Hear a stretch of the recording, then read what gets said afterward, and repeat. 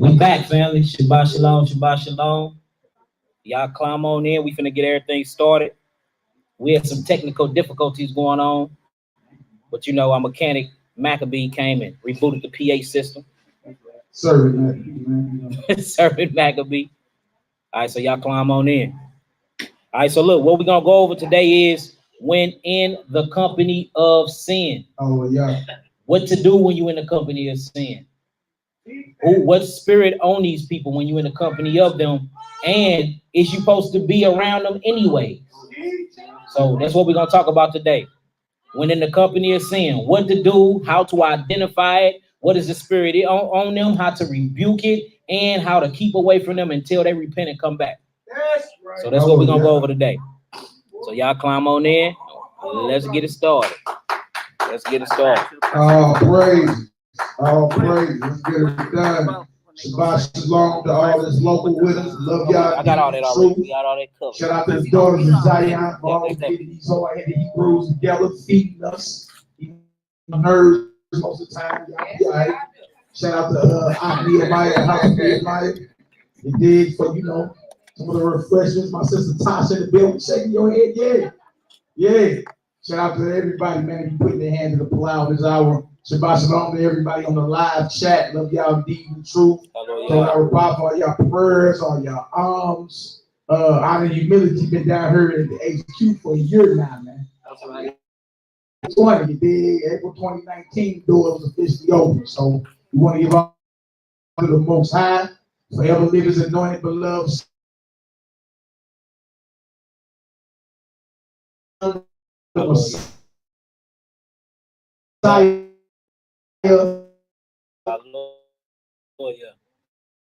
You know, still season. You know, y'all heard catching spirit. All right, so again, we going over when in the company of sin. Y'all know sin is the transgression of the law. So if you supposed to be a law keeper, why is your company sinful? Huh? Willfully practicing sin at that. Huh? Making false accusations.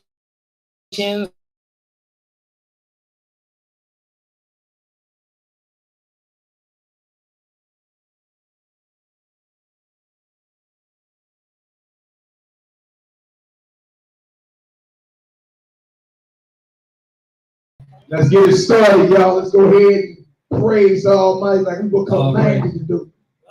Let's get her done. Weaponized prayers. Yeah, real thing this. Tasha said she brought pillows in this video. Dang. We're about to get a whole bunch of pillows, man. Praise y'all, climb on in.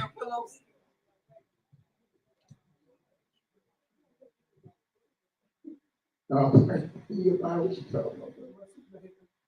hallelujah. Hallelujah. All praise and glory and honor, man.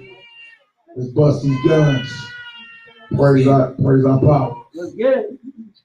Yabareka Yahweh Zeish Merika Yahweh Pana Elika Vikuneka Yesa Yahweh Pana Elika they are saying Shalom. They are saying Shalom. Yabareka Yahweh Zeish Merika Yahweh Pana Elika Vikuneka Yesa Yahweh, Panah Elitah, they are saying God Shalom. They are saying God Shalom. Amen. Hallelujah. Hallelujah. Hallelujah. Hallelujah. Hallelujah. Hallelujah. Amen. The Most High shall bless you. The Most High shall keep you. The Most High shall shine His face upon you. He will bless you. He will keep you. And He will give you peace. Amen. Hallelujah. Hallelujah. Heavenly Father, Yahweh El Elyon, we come to you in the name of Adon, the Master, Yahushua Mashiach. We take authority over Satan and all his evil spirits from our position at the right hand of Yahweh, seated above every name that is named, in the power and the authority of Adon, the Master, Yahushua Mashiach. Use us as your battle axe and weapons of war to come against an attack, to break the backs and bind the strong man powerless. Loose yourself over every heathen nation, that is oppressing your precious 12 tribes of Israel this very second. We cast them down and we cast them out to a herd of swine in the name and the authority of Adon Yahushua Mashiach.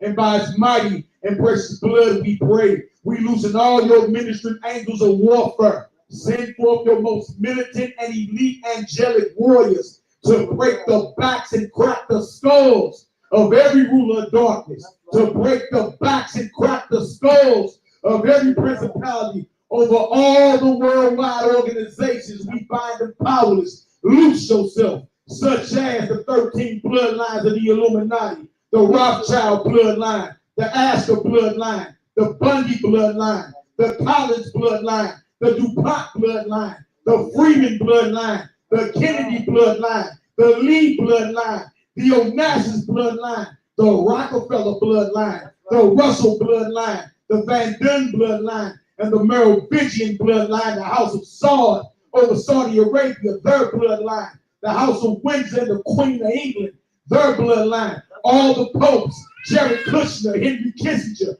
Robert Gallo, and Ayatollah Khomeini, their bloodline. We bind all of them powerless. Loose yourself. We bind the strong man over all Masonic orders in every religion, the Catholic Church and Vatican City, communist empires and godless governments, ISIS, Al-Qaeda, the Taliban, the CIA, MS-13, the Mafia, La Cosa Nostra, Hamas, Boko Haram, every street gang and drug cartel, the Illuminati, the Council of Foreign Relations and the Trilateral Commission, the World Council of Churches, all the Americas, all the common market nations, Canada and Mexico, every organization that has rituals that are contrary to the word of Yahweh, in the authority of Adon Yahushua Mashiach.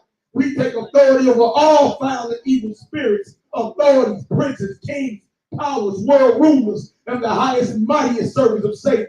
We bind them to be powerless. Loose yourself in the mighty name of Adon Yahushua Mashiach. Yahweh, in the authority of Adon Yahushua, we pronounce the judgments. We pronounce the judgments written in the scriptures upon the evil and greedy conspirators in and over these worldwide organizations. As it is written, Yah, we ask you to bring upon them the judgments found in Psalm 109, that chapter, Psalm 149, that chapter, and Revelation 18, that chapter. Yahweh El Elyon, the owner, the creator, the possessor of all there is, in the name of your only begotten Son, we bring before your throne all the sick in Israel, all who may be plagued in mind, body, or spirit. Your word says whatever we bind on earth is bound in heaven, and whatever we loose on earth is loosed in heaven. We claim authority. We claim authority in Yahushua Mashiach, who is seated at your right hand right now. Right now. Right now. We loosen all your ministering angels of help. Command them to rain down the healing that is complete, a healing that is understood right now. Right now. Right now. Use us as your battle axe and weapons of war to come against attack, to break the backs and bind the strong man powerless, to bind the strong man called the coronavirus and the fear of it. And the fear of it that's plaguing the minds of your people. We declare it powerless. Loose yourself. We cast it down and we cast it out to a herd of swine. Use us as your battle axe and weapons of war to come against an attack, to break the backs and bind up every sickness and every disease that's afflicting your people this very second. We declare it powerless. Loose yourself. Cast it down and we cast it out to a herd of swine. In the authority of our Don Yahushua Mashayah, and by his mighty and precious blood we pray. Yahweh Zebaoth, master of the heavenly armies. We loosen all your ministering angels of warfare. Command them to rain down and crack the skulls of the coronavirus. Command them to rain down and crack the skulls of every sickness that is plaguing your people this very second. Command them to establish a protective border around your saints. Command them to come against, confound, and put down every sickness and unclean spirit that is in opposition to the well-being of your people. Oh, command them to render a judgment in our favor right now. In the name of Yahushua Mashayah, and by his mighty and precious blood, we pray, Yahweh, your reign. We loosen your ministering angels of provision and blessings. Command them to shower us with the blessings of Abraham, your friend. Command the blessings of Deuteronomy 28 to chase us down and overtake us. Command Ruach HaKodesh to give us a continual overflow of your spirit. Command the fruits, command the gifts, and command the signs of Ruach HaKodesh to chase us down and overtake us. That wherever the sole of our feet tread, we may boldly declare the kingdom of heaven is now. The reign of Yahweh is now. The kingdom of heaven is at hand. Accept our petition and accept our prayer. In the name of Yahushua HaMashiach, and through his mighty and precious blood, we pray. Hallelujah. Hallelujah. Hallelujah. Hallelujah. Hallelujah. Hallelujah. Hallelujah. Praise Almighty Yah. Ooh. Bless your guns. That's your gun. Yeah. Oh, praise. Real thing this. Oh, praise. Hallelujah. Oh, praise. Hallelujah. All right, let's get this lesson started. All right, we're going to start this off in the book of Psalms. We're going to start this off in the book of Psalms, chapter 26, family. All right, this is called When in the Company of Sin. Let me share my screen real quick. Share for y'all real quick. Bang. Share screen. All right. All right, we're going to start this off in the book of Psalms. The book of Psalms, chapter 26. We're going to start at verse 1. Book of Psalms, chapter 26, verse 1. Remember, when in the company of sin, what do we do in situations like this? Why are you in situations like this? Is what you really need to be asking yourself. How are you keep getting in situations like this? Is it you? Do you desire to be in that type of company?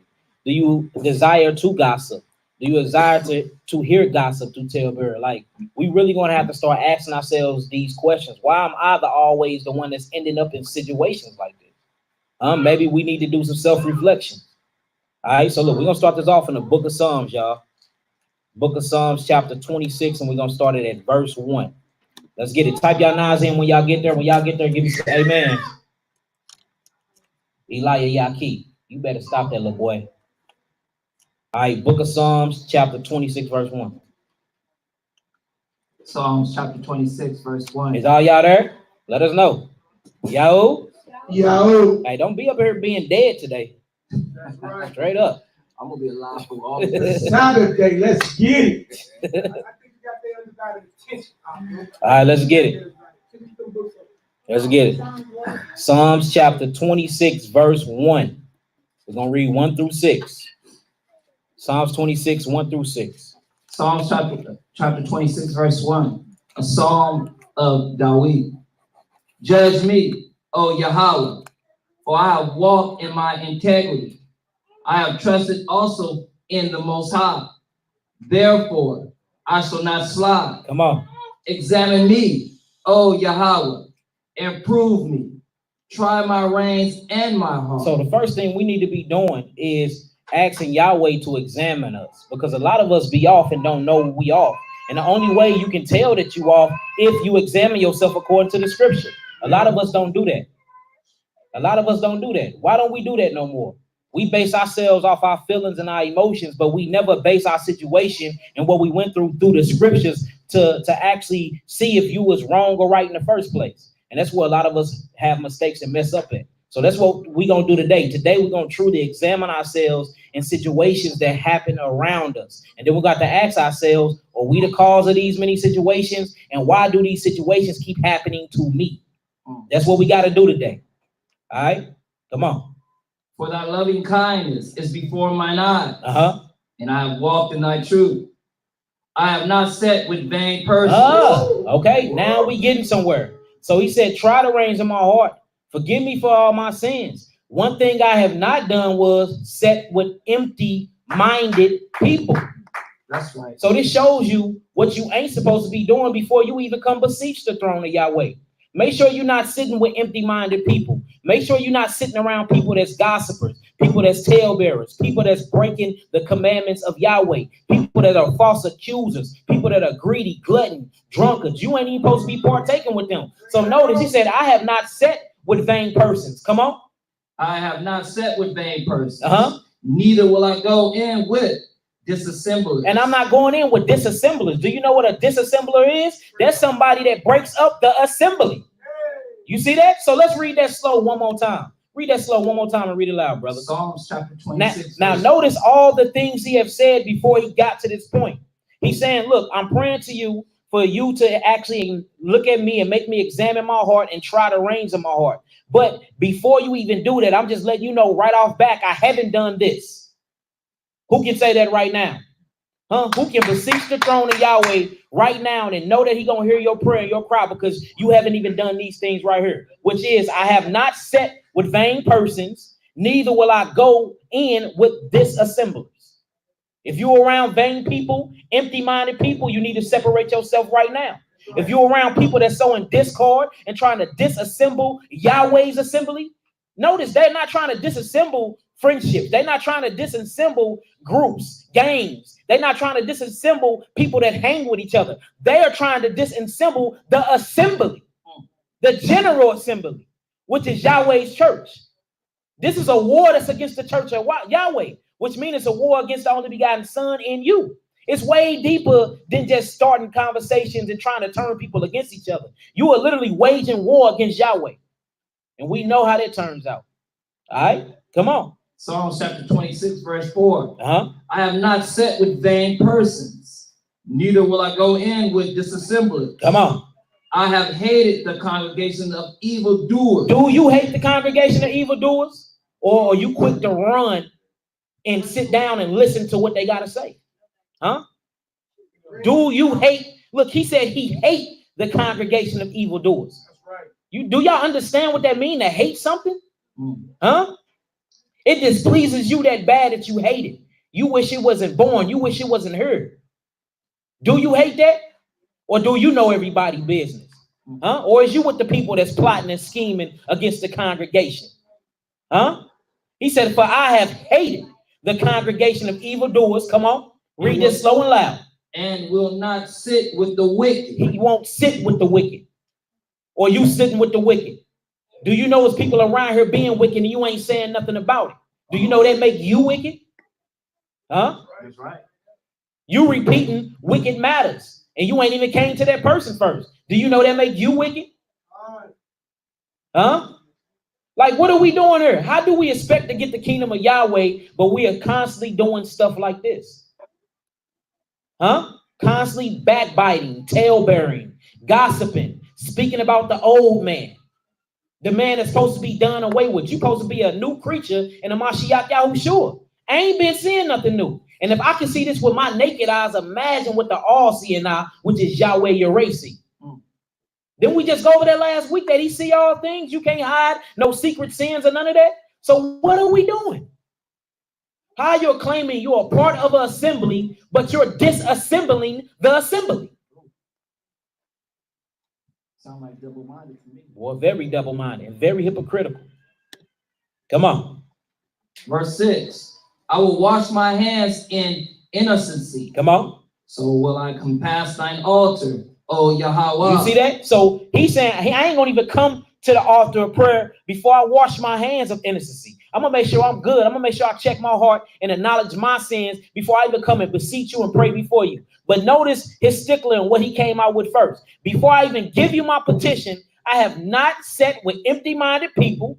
I have not sat with the wicked, and I hate the congregation of evildoers. Can we honestly say that? And if you can't in your heart, I ain't telling y'all to answer that. If you can't in your heart, you ain't even supposed to be praying. You need to fix that first before you come to the Father. Ask him to fix that within you before you ask him for anything else. Our priorities have been messed up, family. Our priorities is all jacked up. Straight up. It's vain competition, envying, covetousness going on, wrongful judgment, lying, accusations, and blaspheming of the Holy Spirit. Whenever you put your mouth on somebody that is summoning the spirit of Yahweh El Elyon, you are blaspheming him when you have seen the works. And most of these people that are talking against the other people or people that came and had hands laying on them and had spirits cast out of them. And then you will call these same people wicked? You're not talking to me at this point. You're talking about the Holy Spirit. We must watch our mouths and who we putting our mouths on. Straight up. And you don't choose who Yahweh deal with. And we're going to read a story like that. You can't choose the job and position that Yahweh give one another. We can't. He put you in a position for a reason. Stay there and work that to the best of your ability. Straight up. All right, we're going to stop there right there. So look, I want to get straight to it though. I want to go straight into a story, y'all. And this story shows you exactly what happens when you actually sit amongst evildoers, when you start congregating with evildoers, when you set up wicked counsel against people, when you sit around and you let somebody spread rumors, false accusations, even if they true. Look, I don't think y'all hear me. Even if somebody telling you something that's true, did you go to him first? Did you go to her first? And if it's a no, then why the hell are you coming to me? Huh? So let's read this story. Look, let's slow down and read this. We read this story so much, but we never have slowed down and look at the psychological process that's going on here. This happened every day amongst Israel, and a lot of Israelites are going to the lake of fire because they would not check this spirit. So let's go to the book of Numbers. The book of Numbers, chapter 16. If you come around a certain group, you talk about somebody else, he got everybody on speed dial. Here's three-way. You right on in. Hold that thought. NehemiYAH. I'm about to call him up right now. I'll call his name out. NehemiYAH. You know who else? Uriel. Ain't no talking about nobody around them two brothers. Yeah, most definitely Maccabee. But we speaking to y'all two in general right now. NehemiYAH, Uriel. Huh? Let you mention another brother or sister name. No, I don't want to hear that. Did you go to them first? Hold on. Hold that thought. You be like, who the hell you call? I'm calling who you just talking about. NehemiYAH do you like that quick. But look, that keep a lot of sin down. All right, so look, let's go to the book of Numbers and read this story, man. This story, and we all know about this story, but we never looked at it from this psychological aspect. Let's see what's really happening and what he's talking about here. And this will keep you out of a lot of sin and keep you out of a lot of heartache. We have to realize that whether it's family, whether it's brothers, sisters, mothers, everybody ain't getting the kingdom, y'all. Straight up. The Most High said that clearly. He's going to divide households. Sister against mother, father against son. I mean, we act like we haven't read these scriptures. Sometimes it's best to just let people and things go. Just because they come from the same womb as you, do not make them spiritual family. Period. No matter the history you done had with somebody, how long you done known them or not. If they is in opposition of your God, Yahweh Yireh, then why are you even, it shouldn't be no love lost. You know what I'm saying? I'm going to pray for you, but I can't be around you because you're going to bring down the whole congregation. Straight up. We have to get that in our minds. Who is my mother? Who is my brother? Those that do what? Say that loud and together. That's simple and plain, right? Now check out this situation. Y'all, this blow my mind every time I read it. All right, we're going to the book of Numbers. Book of Numbers, chapter 16. Start that deal at 1. We finna read this story. We're going to go through it slow. We're going to put ourselves there in the story. We're going to act like we smelled the scenery, like we was there, like we wearing the fabric. We finna put ourselves in the situation, and we're going to see what to do and what not to do. All right, let's get it. Book of Numbers, chapter 16, verse 1. Give them that mic, because they don't need to hear that yet. Give them that mic. Yeah, speak through that deal, my brother. Read loud for them, too, if you can. Okay. Book of Numbers, chapter 16, verse 1. Uh-huh. Now Korah, the son of Izhar, Uh-huh. the son of Kohath, the son of Levi, and Dathan, and Eber, the son of Eliab, and On, the son of Peleth, sons of Reuben, took me. So hold on. Now look. So we see Korah. Korah is a son. He's actually a part of the Levitical priesthood, right? Notice it said he took men. Notice what he did. He took men. Now notice we establishing the name here. Y'all listen up. Listen up. Sit down and listen up. We got Korah. We talking about Korah. So write down Korah. We finna write down a person here. This man name is Korah. Let's see what he about. Let's see what he doing. Let's see his judgment. All right, write down Korah. Now Korah took men. What did he take men to do? Let's keep reading. Verse 2. And they rose up before Moses. So that's what he did. Korah, he took men and he done convinced these men to rise up against Moses. Now the whole question should be, dang, what did Moses do?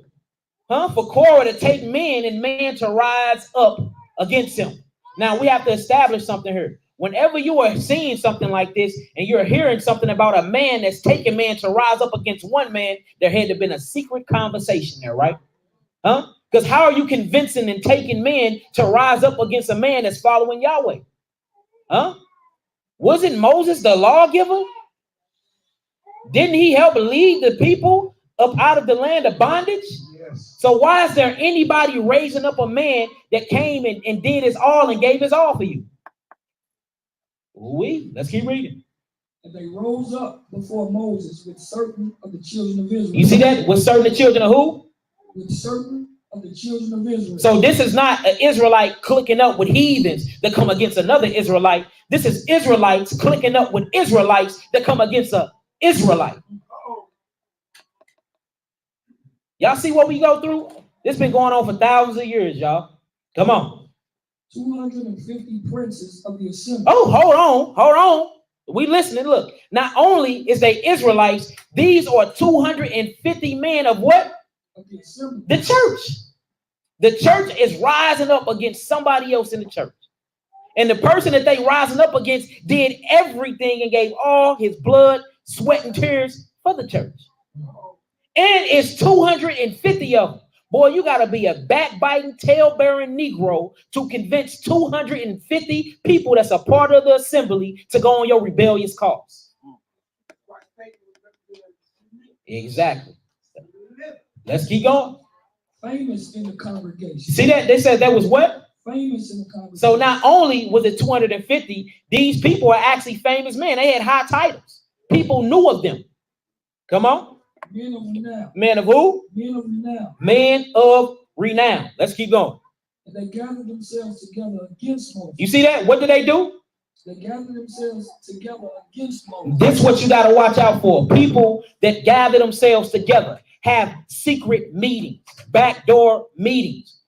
You got to watch that. Because whenever somebody gather themselves together and you ain't welcome to that meeting, they probably talking about you. You see that? Come on. Hey, bro, hey, look, that's so frightening acting. Look, we just had that situation a while ago, right? I'm thinking, what happened to me? I was told that I almost got voted out. Never got brought to council. Never was told nothing I did. You know what I'm talking about? Told me that we had a meeting with 5 others and we're about to vote you out of here. That is totally against scripture. Right. That's totally against scripture. Totally. I'm talking about, bro, when I witnessed myself. Yeah, let's get it.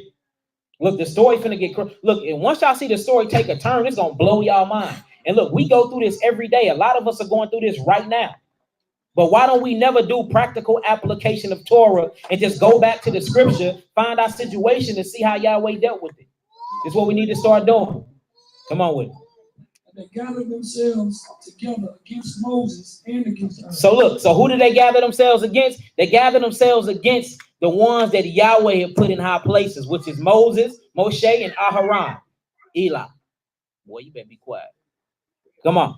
And said unto them, ye take too much upon you. You see that? You take too much upon you. This is what they saying to Moses and Aaron. You taking too much upon you. Why you trying to take all the positions in the church? What you think you got? Why you putting yourself above us? Now, remind you, if we go back in scripture, Korah is an actual dude, a priest that Aaron and Moshe blessed. They had to cover him before he got his high position. He's a part of a certain clan inside the Levitical priesthood where they handle nothing but the high artificial artifacts of the Most High. Can't nobody else even touch the holy thing, but Korah and his people, his line can. But before they did that, Aaron straight had to bless them. So they rising themselves up against the ones that done blessed them, put their hands on them and covered them. Boy, talking about ungrateful. And notice it always be those people that you was there for. The people you pray and mention by name every single night. The people you done cast devils out of. The people you gave food when they didn't have nothing. The people you done lent to gave. The people you look out for be the ones that be behind your back forming secret councils against you. This is scripture here. Y'all think I'm lying? Let's go look. Let's stop this right here. Let's go to Numbers chapter 26. Because he blessed them. Numbers 26, 58 and 59. Numbers 26, 58 and 59. Matter of fact, not Numbers 26, 58 and 29. Numbers 4 and 15. Numbers 4 and 15. And we're going to come right back here, y'all. Hold y'all spots. Numbers 4 and 15. Watch how deep this gets, y'all. This get deep, man. This get deep, man. Now, this is before they rose against him, right? This is chapters before, right? Can we agree? All right, Numbers 4 and 15. Numbers 4, verse 15. Man, read that out loud, man. Matter of fact, start at 14. Check this out. Now, remember, his name was what? What was his name? Koran, right? Carol. All right, now let's read this. Verse 14. And they shall put upon it all the vessels thereof, wherewith they ministered about it. Even the censers, the flesh hooks, and the shovels, and the basins, all the vessels of the altar. And they shall spread upon it a covering of badgers, of badger skin. Come on. And put to the staves of it. Now read this out loud. Now check this out. Now this is the same person that actually rose up against Aaron and Moshe. Look what Aaron and Moshe have done for him. Come on. And when Aaron and his sons have made an end of covering the sanctuary, and all the vessels. Take them to the back. Take them to the back. Hold on.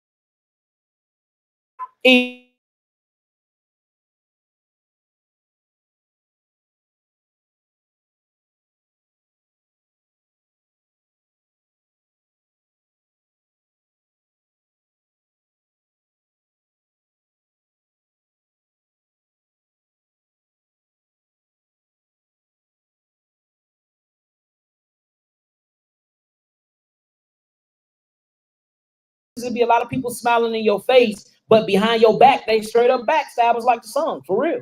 And we supposed to have a discerning spirit and see that through their ways. All right. If somebody keeps showing you something time and time again, quit trying to masquerade it up and say it's something else. No, they going off. Somebody keeps showing you that they talking about you behind their back. Somebody that never give to you, but you always giving to them. Somebody that's very unappreciative that everything you do for them. Somebody that's always bringing up your past. That is not your friend. That is your enemy. All the signs are there. But we be like, no, see, we got history together. No, we from the same bloodline. Well, Korah was from the same bloodline as Moses and Aaron. Straight up. Let's go back to the book of Numbers. Book of Numbers, chapter 16. Now we can actually look. So he done did something for Aaron. I mean, Aaron and Moses done did something for him. And not only that, y'all, they were part of the same family. The same family. Matter of fact, my bad. Let's get that too. Numbers 26. Numbers 26. This show you how close it be. It be the ones that you are around every single day. Numbers 26. Numbers 26, verse 58 and 59. Numbers 26, verse 58 and 59. And then we'll get back to the story. I just want to paint the picture for y'all. Numbers 26, 58 and 58 and 59. Numbers 26, verse 58. Write this down. Look, so not only did Aaron and Moshe them blessed him, right? That's the first thing. They are part of the same bloodline. This is straight family. Let's read it. These are the families of the Levites. These are the families of who? The Levites. Come on. The family of the Libnites, the family of the Ambronites, the family of the Mashlites, the family of the Mushites, the family. So look, so Moshe and Aaron were the family of who? The Levites, right? Come on. The family of the Korathites. Hey, so was it Korah? What was his father's name? Kohath. This the Kohath sites right here. So you see that they were straight first cousins. Come on. And Kohath begot Amram. So these bloodlines, this is straight family. Family. And they rose up again after he and blessed them. Now let's see the reason why. And then you're going to see all the signs of the wicked and how the wicked take counsel against you and how they use things against you to actually stake and claim their cause. Now let's get back to number 16. It's going to get deep now. Yeah. Number 16. Can y'all see the story in y'all heads yet, or do we need to go in more detail? All right, let's get it. So what we leave off at, brother? Verse 3. All right, start it at 1 again. Forget it. Let's start it at 1. We're going to read straight through now. 16, verse 1. Now Korah, the son of Ishal, right, the son of Kohath, the son of Levi, and Dathan, and Abiram, the son of Eliab, and On, the son of Peleth, sons of Reuben, took men. So he took men. Come on. And they rose up before Moses. You see that? So Korah took men, 250 of them, and they rose up before Moses. Come on. With certain children of Israel, 250 princes of the assembly, famous in the congregation, men of renown. Come on. And they gathered themselves together against Moses and against Aaron. Come on. And said unto them, ye take too much upon you, seeing all the congregation are holy. Now look, now peep the position he came in. Korah is so hateful, but he's so sneaky with it. He's speaking in front of all these men. He go to Moshe. He said, you take too much upon yourself. You're being too prideful. He said, the whole congregation is holy. Huh? Who said that they wasn't holy? How are you trying to tell me that the whole congregation is holy? I know they is. The Most High put us all in a position, but he wanted to build the ones up around him to show his position of leadership and be like, look, everybody over here, we all can have a position. Why are you trying to take everything for yourself? But was Moses doing what he wanted to do, or was he taking direct orders from Yahweh? All right, then. So how can you question that? Huh? And you realize they finna call him wicked for this? Same situation we go through every day, all day. You get called wicked for doing what Yahweh Yireh tell you to do. Ain't that crazy? Come on. Every one of them. And the Most High is among them. You see that? Not only is they holy, but the Most High is among them. So why are you taking all these positions for yourself, Moses? Huh? Come on. Wherefore, then lift ye up yourselves above the congregation of the Most High. You see that? Oh, you think you better than Yahweh? You trying to run the church? You see what they doing? Now, this is coming from somebody that was just blessed in chapter 4 about him. Come on. Verse 4. And when Moses heard it, he fell upon his face. Now, what's the first thing that happened when Moshe heard what they was doing? Heard about them seeking secret counsel against him. He prayed. Or you doing that? The moment that you hear about somebody talking about you, the moment that you hear about somebody saying that you are unholy when you know you holy, somebody that's lying and straight accusing you of witchcraft, of adultery, of any lustful spirit, anything that you know that you don't have nothing to do with, or do you immediately call them and cuss them out? Do you immediately hate them back, or do you get on your face like Moshe do and you pray? And what do you pray? You pray, you bang on the spirit that's on them. That's what you do. Before you pick up the phone and you call anybody, you do that first. And then the first person you should call is not me, not nobody else, should be who? Them. All right, so look, it says, and when Moshe heard it, he fell on his face. Come on. Go ahead, brother. Isaiah chapter 5, real quick. Verse 21. No, verse 20. Woe unto them that call evil good, and good evil, that put darkness for light and light for darkness, that put bitter for sweet and sweet for bitter. Ooh. Woe unto them that are wise in their own eyes, ooh, and prudent in their own sight. Woe unto them that are mighty to drink wine, and men of strength to mingle strong drink. Ooh. And number 23, which justify the wicked for reward. To do what? Which justify the wicked for reward. And that's what we finna see going on right now. And we see this going around in Israel right now.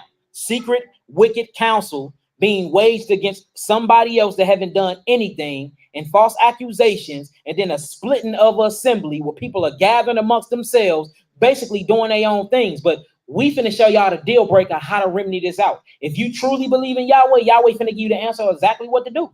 And that's what we finna do today. We're gonna put this challenge out here. We see Moshe challenge Israel. You okay, so you saying that you got it all figured out, we wicked. Well, let's see who the most high with then. It's time to start doing that. Because I got a question. Have Satan ever cast out Satan, y'all? Have he? Why would Satan bring down his own kingdom? So why would brothers that's casting demons out be into witchcraft and warlockism? Makes no sense, right? So it's time to start putting out challenges there for anybody that's talking about any assembly that the spirit is dealing with. It's time to do that. Come, let's summon everybody all before Israel, and we're gonna see who can invoke the spirit. We're gonna see who's gonna cast the devil out. And whoever loses, it have to be some type of judgment. Then we're gonna see all that bickering and people talking ain't gonna be saying nothing at all. Straight up. It's time to start drawing a line between the people who Most High truly is dealing with and not. And we can say we can do that because this is what's going to happen right here in Torah. Didn't Paul talk about that too? I'm bringing the power. What you coming with? So this is the same way we need to boldly proclaim when we hear accusations like that. All right, tell them, come on up here. Let's bring all Israel up here and let's see who's going to summon the spirit. If I'm truly a sinner, then I might die doing what I'm trying to do. You know what I'm saying? Why are we not putting that challenge out there? So anytime y'all hear anything about this assembly, whether it's from Maccabee on down, call the challenge out for us. We will gladly accept it. And let's see who the Most High truly dealing with. Because if we into all this witchcraft and we into warlockism and speaking enchantments and all this crazy nonsense, then he most definitely ain't finna be with us. The power ain't gonna be here, right? All right, then. Let's see what happened. This is get interesting. Come on. Let me finish. Which justify the wicked for reward. Take away the righteousness of the righteous from him. Come on, let's get it. All right, we back in Numbers. I just gonna turn up, y'all. This story get good. Look at Numbers, chapter 16, verse 5. Right. And he spake unto Korah and unto all his company. All his who? All his company. All his who? All his company. What's this class called? When in the company of sin. So it says, so Moshe prayed after he heard the accusations, right? After he heard the lies against him, he prayed. After he got done praying, he followed the next protocol of Torah, which is to do what? Go head on to the people you have a problem with. He went straight to Korah and to all his who? Company. Remember, the company consists of 250 backbiting men, a rebellious group out of the church, out of the assembly, out of the congregation. Remember?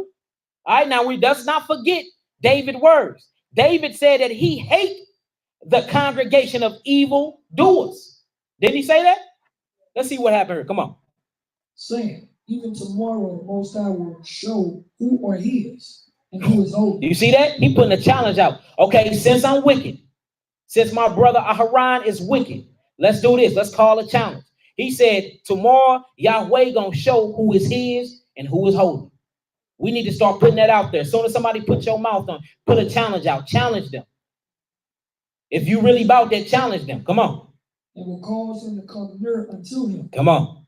Even him whom he had chosen will he cause to come near unto him. Come on.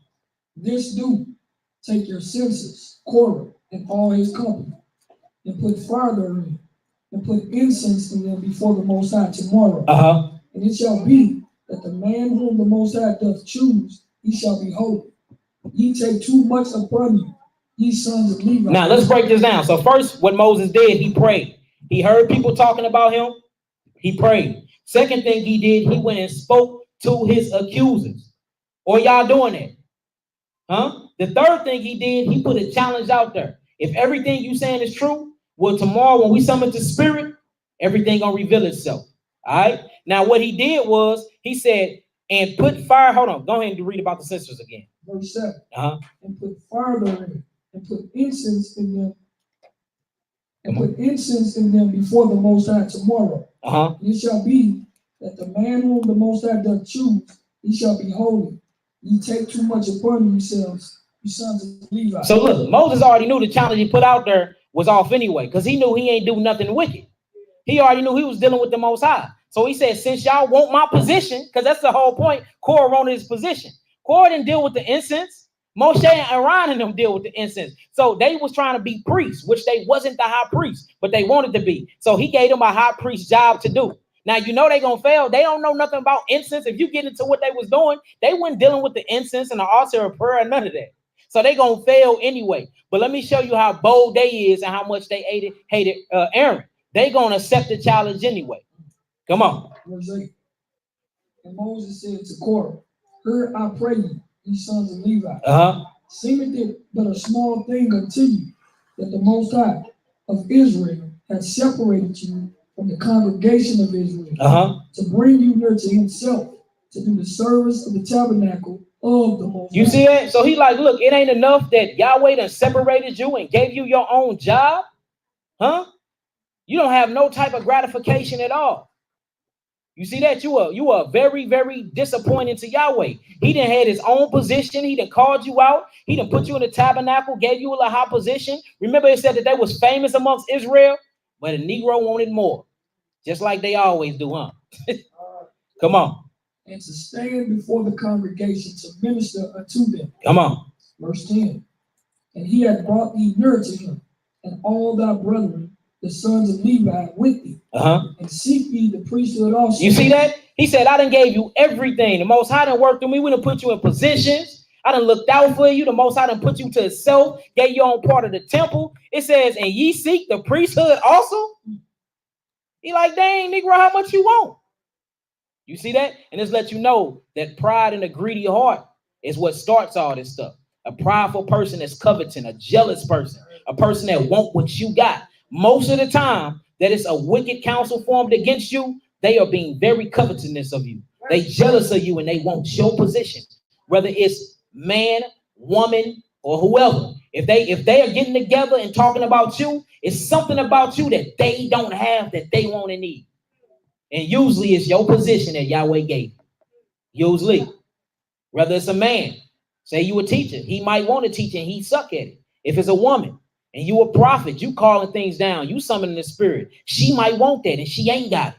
So what they gonna do, they gonna call council and they gonna bring in 250 people to form a council against you, to try to persuade them and have them looking at you totally different. That's what they do. That's what they do. We see it going on in Israel right now. Come on.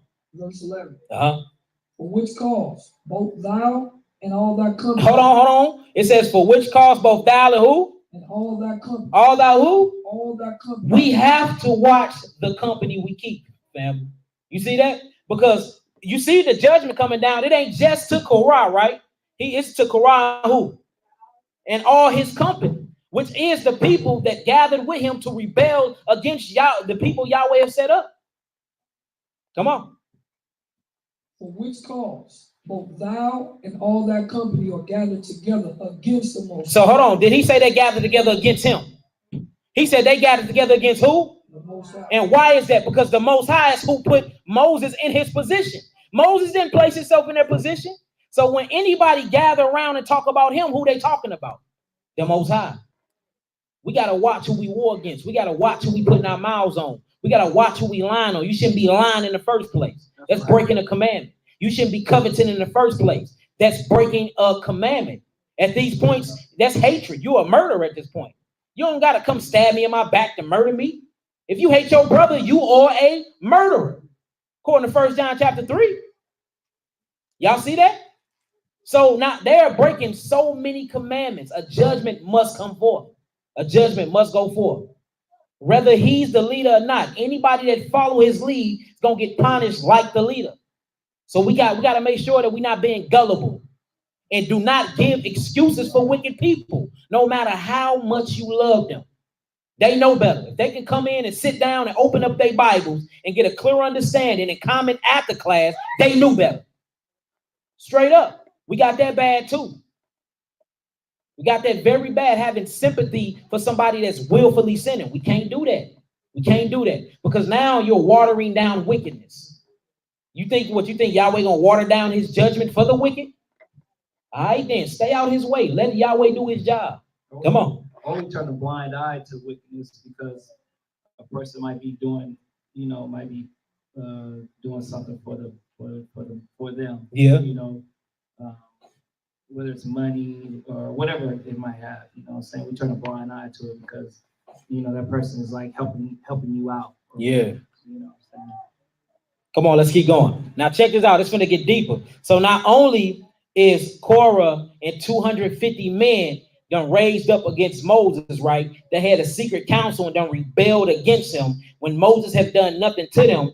They done got this back to other elders and they getting other people involved with it. Now, if they getting other people involved with it that knew Moshe way before they did, that means the other people that get involved with it been looking and waiting for the other person to fail anyway. So whenever y'all see a lot of people believing what one person saying, Negro, you been thought that about me. That's why you were so easily convinced that was true about me. Y'all get that? Y'all was waiting on an opportunity to persecute me. You just sitting around waiting on me to fail or waiting to hear about me failing. So like we be acting surprised when these type of things happen. a person will sit up in your face and amen and clap their hands all day, but in their head, they will be killing you. Straight up. That's why it's so important that we must pray and ask Yahweh to search our hearts. Search our hearts. Prove me, Yahweh. Search me. Show me my secret sins. Are we doing that? See, this whole situation can be avoided if you follow scripture. And a lot of scriptures was not followed here. Let's keep going. Verse 11 again. Verse 11 again. For which cause both thou and all thy company are gathered together against the Most High. Come on. And what is earned that you murmur against him? You see that? And what is earned that you murmur against him? You got something against me and Aaron, the one who blessed you, sanctified the temple and everything for you can come in and grab hold of the holy thing. You're like, look, he put you in positions. Why are you? What's wrong? What did we do to you? Oh, the whole time you wanted my position. Come on.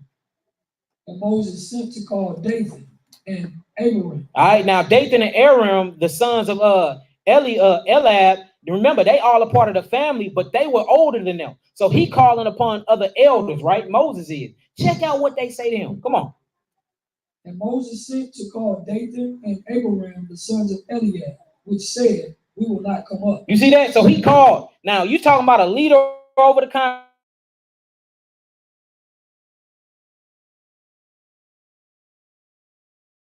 Come up, we ain't coming. So in what is ain't nobody messing with me? The whole 250 people of the congregation have turned their back on me. Now I go reach and call for the elders, and they saying they ain't coming up. In his head, he probably like, what is going on?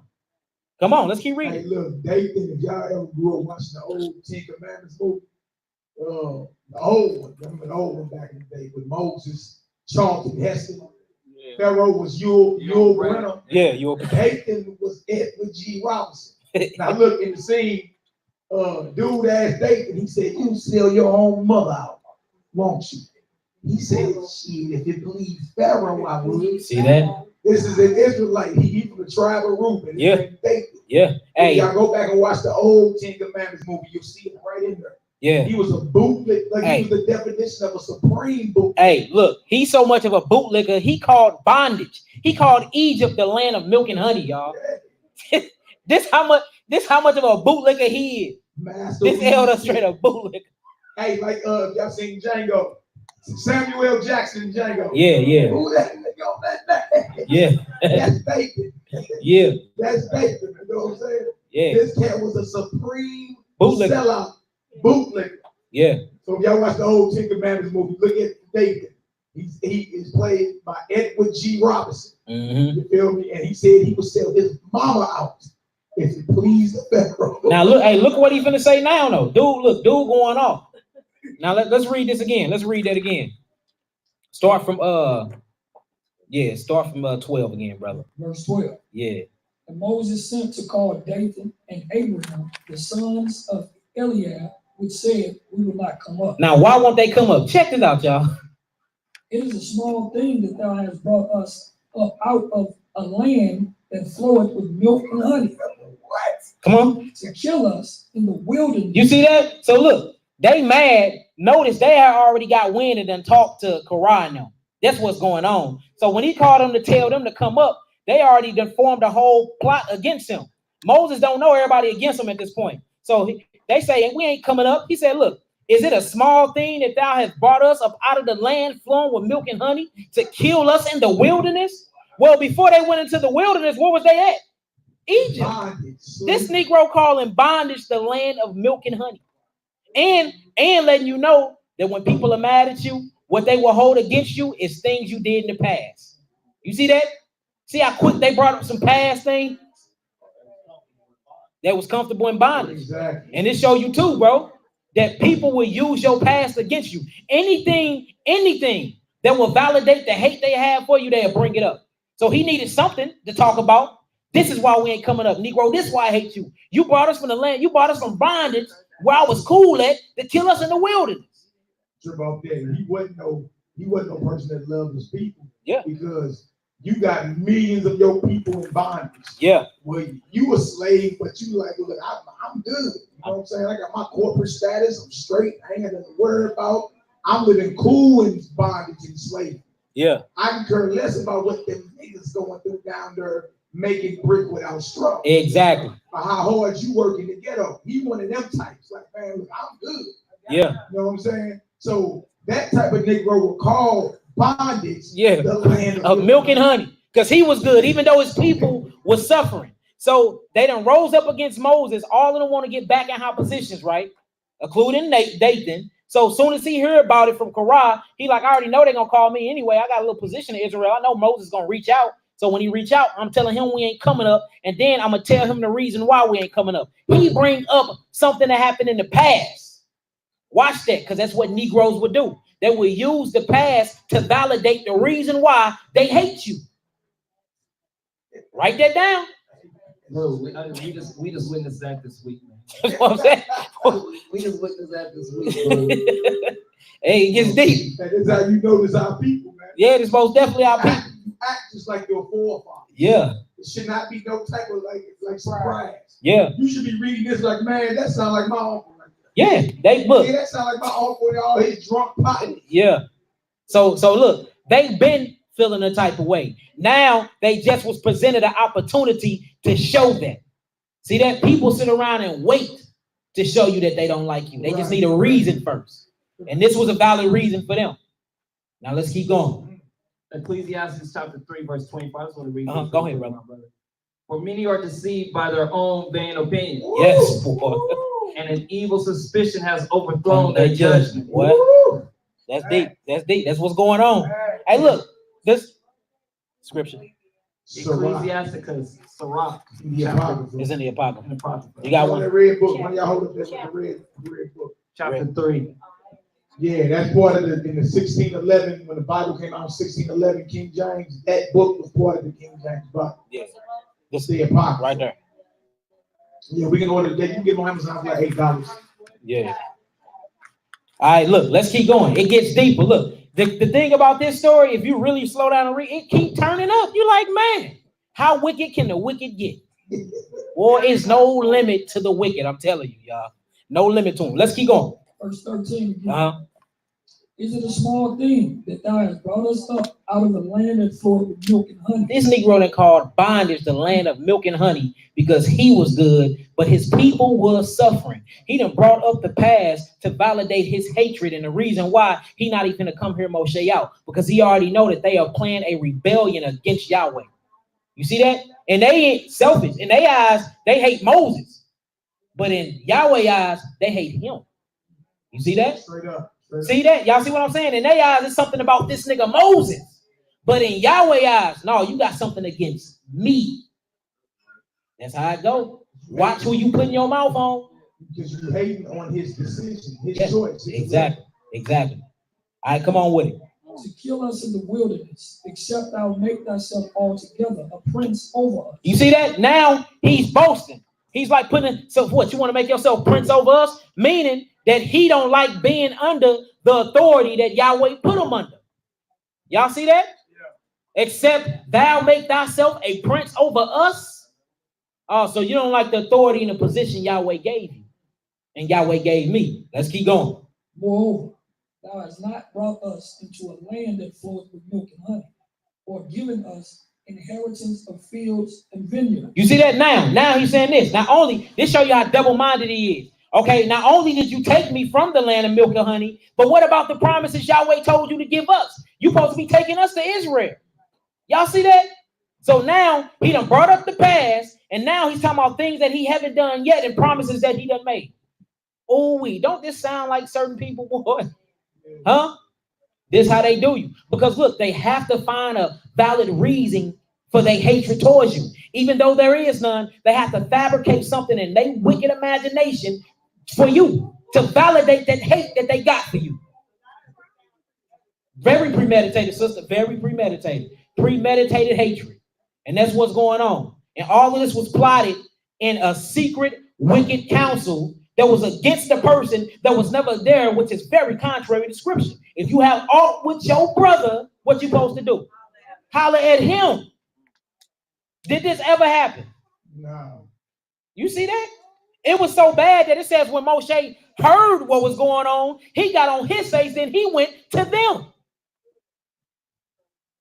Yep, pray and then address your enemy. There you go, sister. You got it. Come on with it. About there could be plans being formulated, you feel me, like in the background that you may not be privy to. Yeah. So somebody can say, well, I don't see what need to be going on right now. Yeah. You know what I'm saying? But there could be plans formulated amongst the congregation, in which there is, but there could be plans formulated for the well-being of everybody. But because a dissembler don't see it right now, the charge is, you a liar. What are y'all doing for the people? What are y'all doing for the people? What are your plans? You feel me? Straight up. You don't even know. You don't even know the WhatsApp groups that's created. And, you know what I'm saying? The brothers that be on the phone in contact with each other, the sisters that be on the phone in contact with each other. You feel me? Not for personal gain, but for the well-being, of everybody in here. That's right. You know what I'm saying? What's up with the bro? Shalom, shalom, brother. Shabbat shalom. All right, let's get it. Start from 14 again. All right, let's get through this chapter because it's going to turn up, family. Y'all listen up. It's going to turn up. Here it go. Come on with it. Verse 14 again. Moreover, thou hast not brought us into a land that floweth with milk and honey, or given us inheritance of fields and vineyards. Wilt thou put out the eyes of these men? You see that? Hold on. Come on. Wilt thou put out the eyes of these men? Come on. Will we not come up? You see that? We will not come up. Huh? You see that? You ain't in no position.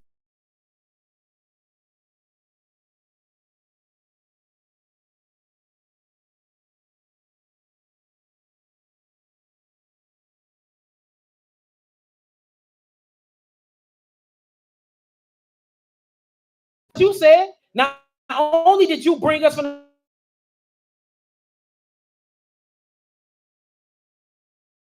Negroes mad at him. Negroes still want the flesh pots of Egypt. They trying to conform plans to stone him, to kill him. And look, remember, he done so many times he done spared Israel. Just kill me, Yahweh, before you kill your people now.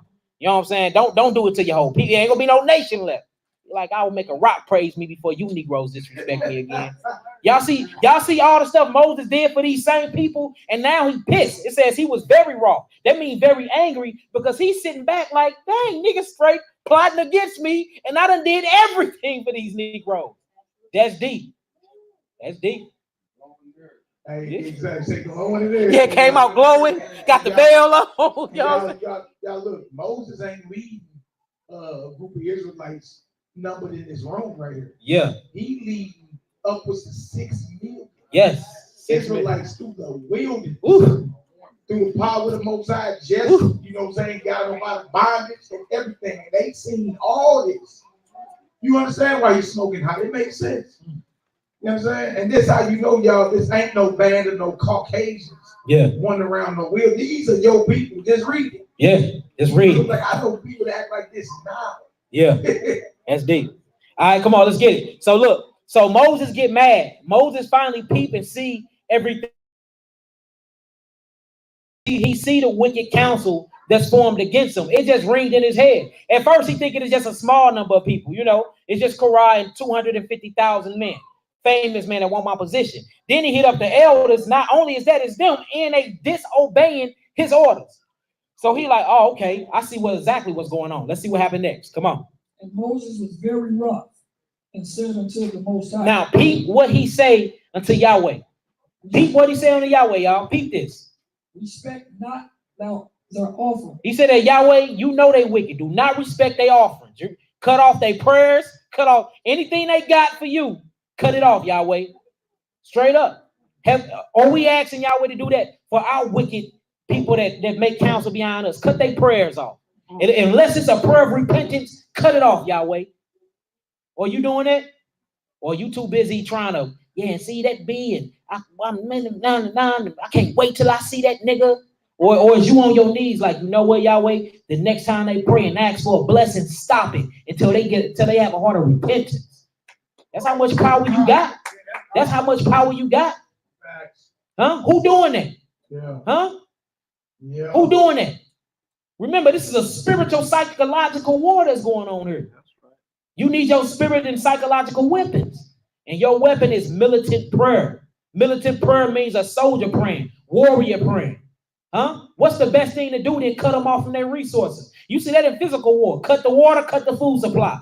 They gonna surrender. Or they gonna kill and eat each other first, one of them. So why don't you do that in spiritual war? Ask Yahweh to cut the water and cut their food supply, which means cut their protection and cut their blessings. Yahweh don't protect them and do not bless them. They are coming against what you appointed, Yahweh. They're coming into who you put in position to be over them, Yahweh. Huh? Render them twofold. When the last time y'all prayed that on an enemy? Huh? Or on a dissembler? On a dissembler. That's so-called supposed to be a part of the assembly. See, I thought as much as I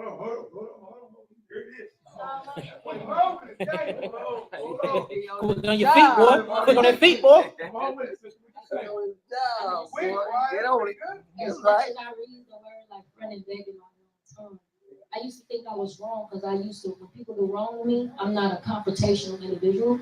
So I used to just say, God, don't hurt their purpose. Yeah, no, I something did wrong. not know that was the word, though. As long as I read this front and back, I totally miss it. Yeah, no, most definitely. You look, how powerful we straight have the ability to stop prayers, and then husbands have and fathers have the ability to straight throw out prayers from their wives and daughters. Like if when the Most High gives you all power and authority through a Mashiach Yahushua, who they call Jesus Christ, he meant that.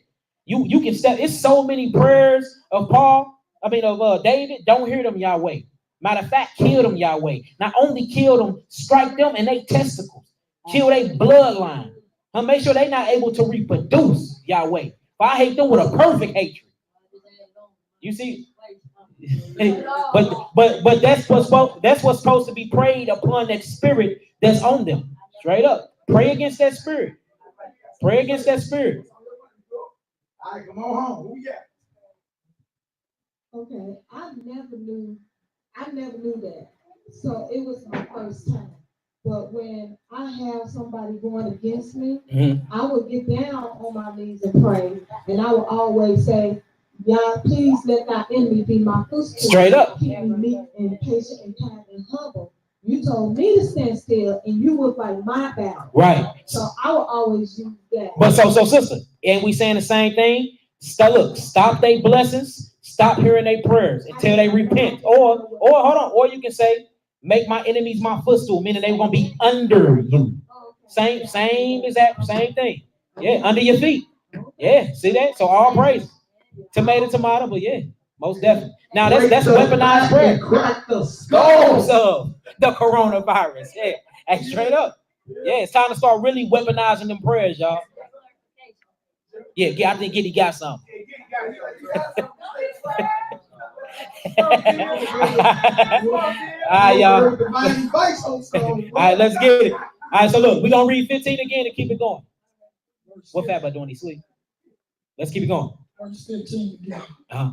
And Moses was very wroth. So Moses was angry once he sat back and peeped what really was going on. He like, dang, the whole congregation is turning against me. Come on. And said unto Yahweh, respect not thou their offerings. Don't respect their offerings. Now, do y'all know back in the day, the offerings was sin offerings, right? These was for you to get blessings. These was for you to get healed. And these was for your repenting of sins. He's saying stop all form of communication with these Negroes. Boy, that's the power of prayer we got. Come on. I have not taken one ass. Now, this is why he can pray this prayer. Because he haven't done nothing from them. He haven't taken their ass, none of their flocks. He haven't stolen from them. Come on. Neither have I hurt one of them. I haven't hurt one of them. I ain't done nothing to them. But they are having a wicked counsel and plotting against me. And plotting to take the position that you put me in.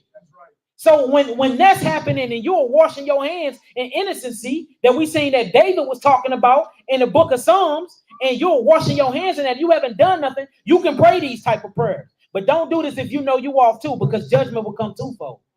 And you don't want to get hit. That's like putting a bullet in the gun backwards and firing the chamber. Yeah, you blow your hand, blow your whole face off. All right. Now check this out. It gets deeper. Come on. Verse 16. And Moses said unto Korah, be thou and all thy company. Ooh, hold on. Now Moses went back to the problem again. Remember, he tried to talk to Dathan and them. That ain't work. He like, look, I'm finna go back to them again. After he done prayed, Most High cut off all their prayers, cut off their blessings, cut off their offerings. Don't even rap with them. You know what I'm saying? I'm your son, and your son didn't do nothing. And of course, you told me that if I do this and if I follow your commandment, this is what can happen to me, and this is the power I got. So he flexing and using the authority, right? So then he went back to Quran. What did he say, bro? Be thou and all thy company. See, be thou you in your wicked company, that bad company that you keeping, the people that you've been huddled up against in midnight hours in the dark, talking about me. Yeah, all of y'all. Come on. Before Yahweh. Uh-huh. Thou and they and Aaron tomorrow. So look, not only you come, but bring all the people that was talking about us and trying to have this wicked count, all of y'all and Aaron. We all finna meet up in a place tomorrow. We finna put a challenge out. We gonna see who the Most High really dealing with in front of all of Israel. Because look, you have to keep that same energy. The same way you disrespected me in public, you either finna apologize and repent in public, or your judgment finna happen in public. Now, around this is 250 men seeking counsel and spreading rumors about Moses. Y'all don't think this went throughout all Israel? All of us is in one place at this time. So imagine 6 million Israelites. You heard what that nigga Moses did, right? You know, yeah, and that nigga ain't giving us some water in the wilderness. He already gave us no food. Yeah, no, it gotta be true. It gotta be. And where the hell is the land of milk and honey? We've been about to Egypt for so damn long. Got us eating up, drinking water from damn rocks and shit. We drinking water out of a split rock and eating. Yeah, you know what's just Israel. Just imagine. Right, well, imagine, boy. Just imagine the conversations that was going on amongst 6 million Israelites. They was already from one person though. One person started all this mess in one place at one time. Boy, and look, now you get the scripture that said they was bickering and murmuring. Oh, now we know why. These Negro Korah and 250 men that started all types of stuff. Korah, Dathan, and the likes of Abby Ross. Yeah, the likes of who? Abby Ross. That started all this. So now when you get to where they was bickering and they was murmuring and they was doing all that mumble mouthing, now we see where all this stuff really starts from. It starts from one wicked person that's been in assembly. They feel some type of way, then they plant bad seeds, and all seeds grow, y'all. All seeds grow. You're either gonna grow a weed, or you're gonna grow a herb, you're gonna grow some barley, you're gonna grow a tare. But whatever you plant has to grow. Have to grow. All right? Season. Check this out. So that would be the original coronavirus. Yeah, the coronavirus.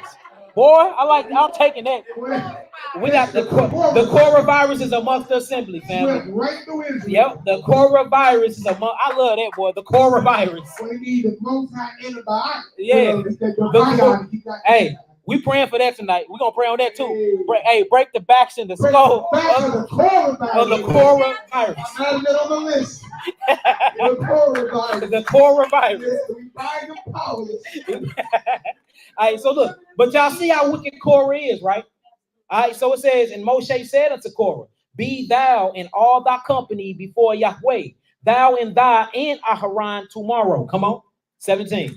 And take every man his censer. And take every man his censer. Now remember, Korah is not a part of officiating the censer of prayers or none of that. But he wants the priest's job so bad that he's finna go and try to do something that he knows nothing about. Y'all, this is how prideful and how covetous and how evil he is. He was never over them parts of the priest in the temple. But he want Moshe and Aharon job so bad that Moses put out a challenge out there and he finna take it, knowing that he don't know what he's doing. Y'all see that? So Negroes want our jobs, but you ain't finna get on your knees all day and night and pray. Huh? You ain't waking up in the middle of the night and praying for Israel. Huh? You ain't constantly sitting up down at night making up lessons and doing this consistently for over years. Huh? I can't call you and ask what chapter and verse is this. I can't call you in the middle of a debate and say, hey, these niggas getting on my head, bro. Hey, how can I get up out of this situation? But you want my job though. All right, here you go. I'm gonna give it to you. Hey, watch how this turned out though. This shows you that people want jobs just because it look good and they see how Most High dealing with people, but your vessel and your spirit ain't been prepped and prepared to be. You see that? Huh? You have to be who you was destined and predestined to be. Quit trying to be everybody else. And this is what's happening. 9 times out of 10, if they're forming counsels and wickedness against you, they want what you got, but don't have what it takes to get what you got. So anybody that's been talking about you behind your back, I'm telling you now, they want to be you. That's all it is. It's something about you that they ain't got, and they hate it. They hate it. And they hate themselves for it. And most of all, they hate Yahweh because Yahweh didn't put them in the same position. So they start asking themselves, dang, what is it about me? Why I can't get with them niggas? Why I can't pray like Malaki pray? Huh? Dang, why I can't learn Hebrew quick like they learn Hebrew? Dang, why I don't know the science? Dang, why I can't feel the joy of praying with YAH'KI like how YAH'KI pray? Huh? Dang, why I can't sew and wear fringes like that sister wear her fringes?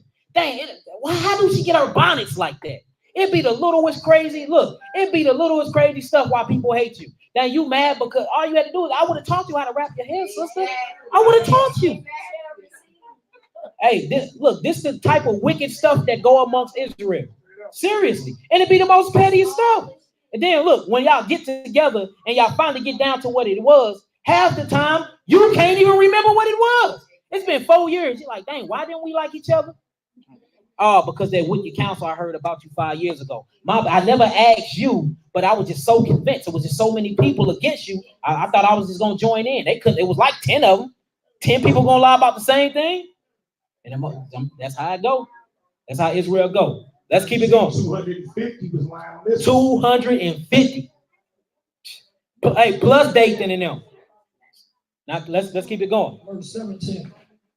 And take every man his censer and put incense in them. And bring ye before the Most High. Stop it. Y'all listen up. Listen up. Listen up. Start back from 17. Isaiah, come sit your butt down over here. You too, come sit down. Yes, you. Come on, some me. Yeah, you. Come on. Verse 17. And take every man his censer and put incense in them. And bring ye before the Most High every man his census. 250 census. Thou also and Aaron, each of you his census. You see that? So every one of them got a censer. Not only was it Korah that got a censer, but it was all 250 men that was a part of this council. All of them. Come on. And they took every man his censer and put fire in them and laid incense thereon. And stood in the door of the tabernacle of the congregation with Moses and Aaron. So look, you got the whole Israel around watching this. So, you know, man, just imagine the conversation. I wonder who Yahweh finna present himself to. Oh, man, this, look, you know what I'm saying? This is the drum roll here. Moses either been off this whole time and trying to be the leader, or, hey, this 250, Nathan them and Korah them been lying. Now, let me show you how judgment go. This is why it's important that you're not a part of the council of the wicked and you're not keeping bad company. Because when that bad company get judged, guess who get judged with them? You do. You do. And usually it's a violent judgment. Check this out. Let's read. Verse 19. And Korah gathered all of the congregation against them unto the door of the tabernacle of the congregation. Come on. And the glory of the Most High appeared unto all the congregation. So now we see Yahweh done appeared before the congregation. Let's see how this judgment finna go. Come on. And the Most High spake unto Moses and unto Aaron. Now check this out, y'all. This get deep. This get deep because look, whenever you see wicked counsel, you see false accusers, false accusations rising up against you, you better pray to them, pray before Yahweh, go and state your cause. After you talk to them, if they ain't repented then, get far away from them quick as possible because no expedient judgment is coming. You see that? Get away from them quick because the ground just might open up. That's straight up. Lightning might strike down. Hey, for real, you don't want to be in the way. So check this out. It says, and Yahweh spake unto Moshe and unto Aharon, saying, come on. Separate yourselves from among this congregation. From among the congregation, from among this congregation. What does it say? Separate yourselves from among this congregation. Get away from them. Now, why is he saying get away from them? Come on. That I might consume them in a moment. See that? So this was a expedient judgment. Lead them. Get away from these wicked doers, for I might consume them in a moment. Come on. They fell upon their faces and said, O Yah, the Elohim of the spirits of all flesh, shall one man sin, and wilt thou be wroth with all the congregation? Now look, this is how much of a good heart that Moshe and Aharon got. After he tell them to get away from the congregation, he finna kill all of them. What Moses and Aaron do? They dropped to their face and started praying for the ones that's been talking about them the whole time. Do you got that type of heart? Huh? Can you do that? Huh? Yahweh cut them off. Cut off their prayers. Do not bless them until they have a heart of repentance. Then at the same time, pray that they receive a heart of repentance. Huh? Who's doing that? After all the stuff that was said about Moses, after all the stuff that was said about Aaron, the Most High finna straight judge them and kill them. And we see that Aaron and Moses get down on their knees right before the judgment and say what again? Verse 22. Verse 22. And they fell upon their faces and said, O Yah, the Elohim of the spirits of all flesh, shall one man sin, and wilt thou be wroth with all the congregation? You see that? So you finna kill everybody just because of Korah? Come on, Yahweh. Huh? He's still looking out for them through all of what they done did to him. See that? Meaning that if people are willing to come in a heart of repentance, you should be willing to forgive. And no matter what goes on, always pray. As long as they ain't did no crazy sexual sins and change, they turn into a trance, some things that you know you ain't supposed to be praying for anyway, you should always be praying for them. But it's certain people you can't pray for. You know that, right? So I'm saying, long as it ain't these type of situations, then you know, hey, can you bring? I got you. We talk about it, huh? It's certain people that you can't pray for. Like say if somebody get a sex change, why pray for? They're done. They done. They're fully. They're a rep. You can't pray for some. You can't pray for that. How can you pray for that? So let me ask you this: that is? I'm trying to get understanding because I'm praying. So it's no forgiveness. No. How is that? You literally done change your whole entire chemical makeup. How can you pray? How can you pray for a transvestite?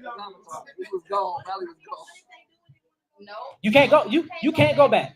If you can't, Jenner. What's the name?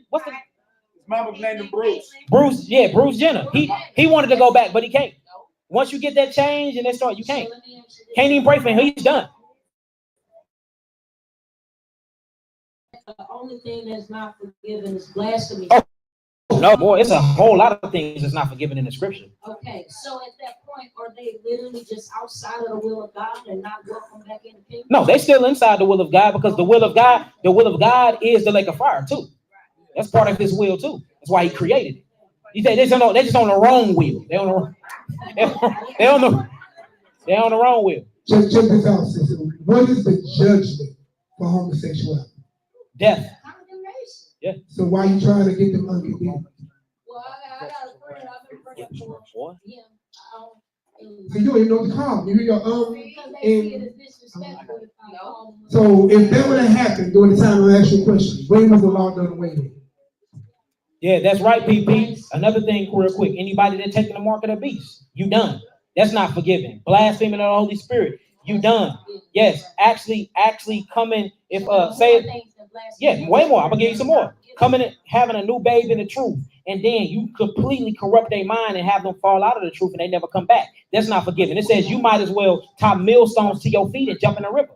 That's you're not surviving of that. So it's a lot of things that you can do that Yahweh will not forgive you for. He gonna read you this book, chapter. Yeah, read that real quick. He about to read Romans 9. Romans chapter 9, verse 15. Read it out loud. Romans 9, 15, showing the way there right now. But understand this, y'all, the judgment of God is real. You know what I'm saying? Just because you're not actively stoning nobody, don't mean that judgment hasn't fallen upon that person. Yeah, exactly. You see what I'm saying? And the Most High, just because it didn't happen quick enough for you, don't mean that the Most High is not going to give death to that person. Exactly. You see what I'm saying? Because you're going to die in your sin. And listen, most people who go that drastic to do that full sex change, they have completely made their mind. And what you have done too, even if you change your mind back, you have altered your DNA. You can't unalter your DNA after they did. They have to shoot you with so many hormones and everything. You're done. You might as well take it at that vaccine mark of the beast shit. You might as well get it sounds like a defiled temple. Irreversible defiled temple. Yep. There it go, right? Watch this. Romans 9. Romans chapter 9, verse 15. Check this out. Listen up, y'all. Listen up. Romans 9. Come on. For he said to Moshe, I will have mercy on whom I will have mercy, and I will have compassion on whom I will have compassion. So the word will in the Bible, when you hear will, it means desire. Yeah. Most I say, I'm gonna have mercy on whom I desire to have mercy. Okay. If I desire to have compassion, that's who I'm gonna have compassion on. All right, go ahead. So then it is not of him that willeth, nor of him that runneth. To him is man. It ain't of man's desire. Or it ain't how fast man runs, but what? But of the Most High that showeth mercy. It's all about the Most High extending mercy. Yeah. He don't extend mercy to everybody. Now look, watch this. Go ahead. For the scripture saith unto Pharaoh. Unto who? Unto Pharaoh. All right, go ahead. Even for the same purpose have I raised thee up, that I might show my power in thee, and that my name might be declared throughout all the earth. If y'all know the story about our exodus out of Egypt, he read right after this. But our exodus out of Egypt, he kept hardening Pharaoh's heart. Yeah. Some people are like, well, what is God doing, playing mind games? Why would he just send Moses to tell him let the people go? But then he turned around and said, but look, he ain't gonna let you go to the harden his heart. Right. I'm going to harden his heart, right? But watch this. Go ahead. Therefore, have he mercy on whom he will have mercy, and whom he harden. Whom he will or desire, he harden. So he can desire to have mercy on you, or he can desire to harden you, to destroy you, right? Go ahead. Thou wilt say then unto me, This is how man replies. why doth he yet find fault? Good question. Well, if Pharaoh was operating through the Most High's will, because he kept hardening his heart, why was Pharaoh wrong then? Right. Excellent question, right? Go ahead. For who have resisted his will? Exactly. Who resisted God's will? Nobody. Nobody. Go ahead. Nay, but, O man. No, who? Nay, but, O man. Come on. Who art thou that replies against Yahweh? In other words, your man's rationale of thinking falls way short of the divine understanding of the Most High. Yeah. Right? Right. But watch this. It get deeper. Go ahead. Shall the thing formed say to him that formed it, Mm. why hast thou made me thus? Go ahead. Have not the potter power over the clay? That's not the potter. Y'all ever did pottery class in school? Yeah. Right? You have a lump of clay, you have it on the wheel, and you form your little cup, you be like, dang, I don't like the way it is. You destroy the whole thing and then try to form something else again. Can the thing formed say to him that formed it, Why have you formed me? why did you make me like this? Can you say to the creator, why did you make me like this? No. Right? Now watch this. Go ahead. Of the same lump, to make one vessel unto honor, Come on. and another unto Trip dishonor. off this out of the same lump of clay. He can make a vessel of honor and a vessel of dishonor. You see He that? can make trip off this. He can make the plate you eat off of out of the same lump of clay. That's fine china. And out of that same lump of clay, he can make a toilet bowl. Yeah. Out of the same lump. One is used to eat off of, the other one is used to get rid of what you eat. So it's vessels made to serve and vessels made to serve their other purpose, which is not serving at all, but still serve their purpose. Vessels of honor and Vessels vessels of of dishonor. Now look at, if you keep listening, you'll see this is why the devil was made. Yeah. Some people say, why the hell was the devil made? If God knew for the whole time the devil was gonna be. Yeah, predestination, preordained. Yeah. Come on, watch this. What if YAH'KI will show his wrath and to make his power known, endured with much long suffering, Meaning patience. What? the vessels of wrath, The vessels of who? the vessels of wrath, Come on. fitted to destruction. Strip off this. Certain vessels the Most High made are vessels of wrath, and they were made to be destroyed. You see that? That's really like, whoa, hold on. But see what he said though, vessels of wrath into him. Sometimes it be people that come and test you, and then to see if you truly with Yahweh or not. You know what I'm saying? To see if you gonna sin or not. Sometimes it's people that come test your patience. Sometimes it's people that come test your honesty. But these people, they can be completely reprobates. That's their whole purpose for being here. But the whole purpose is to be wrath for you for your wickedness, or to test you, to test your faith and see if you really in this or not. But you can't choose who that person is, because how can you do that? How can you ask your creator, why did you make me this way? Yeah, exactly. His kingship. Yeah, exactly. Now look, now watch. So now we know he got vessels of honor and dishonor, and the vessels of wrath and dishonor were made for destruction. Yeah. Now look, watch this. And that he might make known the riches of his glory on the vessels of mercy. There's vessels of mercy. Thank the Most High for the little knowledge that we have. Yeah. Vessels of mercy. Hallelujah. Right, go ahead. Which he had afore prepared unto glory. Afore means before ordained. Yeah, before time. Predestination.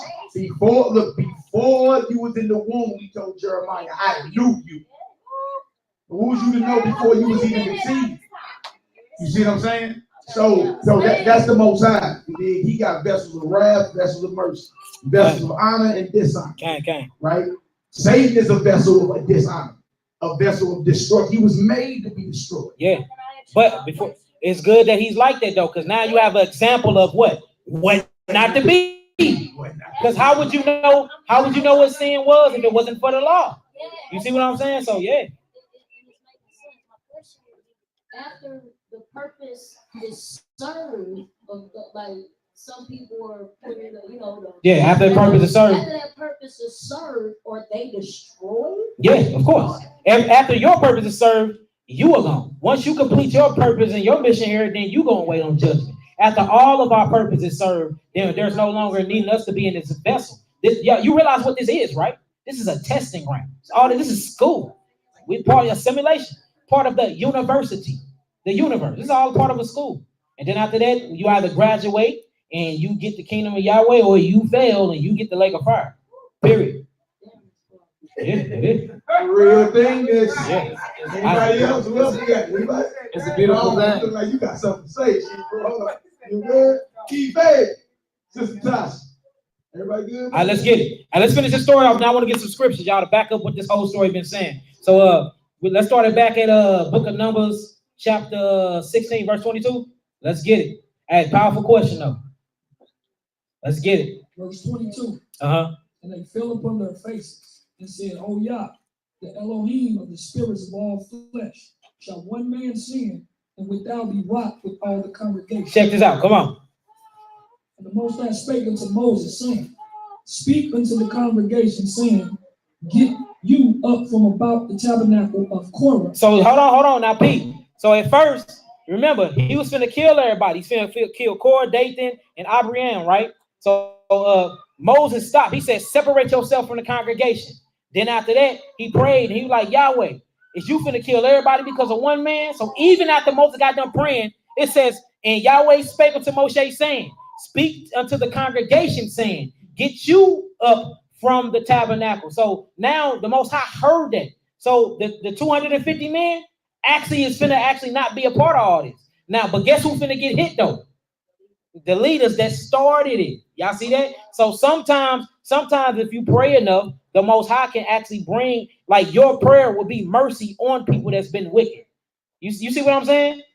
You can pray sincerity and truth over somebody and get them saved through your faith, even though that they've been off. We seeing that right now. So it's very important that we're always praying for our enemies. All right, praying on the spirit that's on them and praying for the heart that's within them to bring them to a heart of repentance. All right, come on. I got a precept. Yeah. Proverbs 25, verse 21, starting at 21. If thy enemy be hungry, give him bread to eat. Right. And if he be thirsty, give him water to drink. For thou shalt heap coals of fire upon his head, and the Most High shall reward thee. Yeah. And number 23, it says, the north wind driveth away rain, so doth an angry countenance a backbiting tongue. You know what that means? Is he actually talking about real bread and water? Or is he saying when your enemy thirsts, give him the everlasting water? When your enemy is hungry, give him the bread, which is the word, which is Christ. You see that? So that's what really, for real, fill that appetite that he needs. They don't need no real food and water. Your enemy need Yahweh. That's who they need. All right?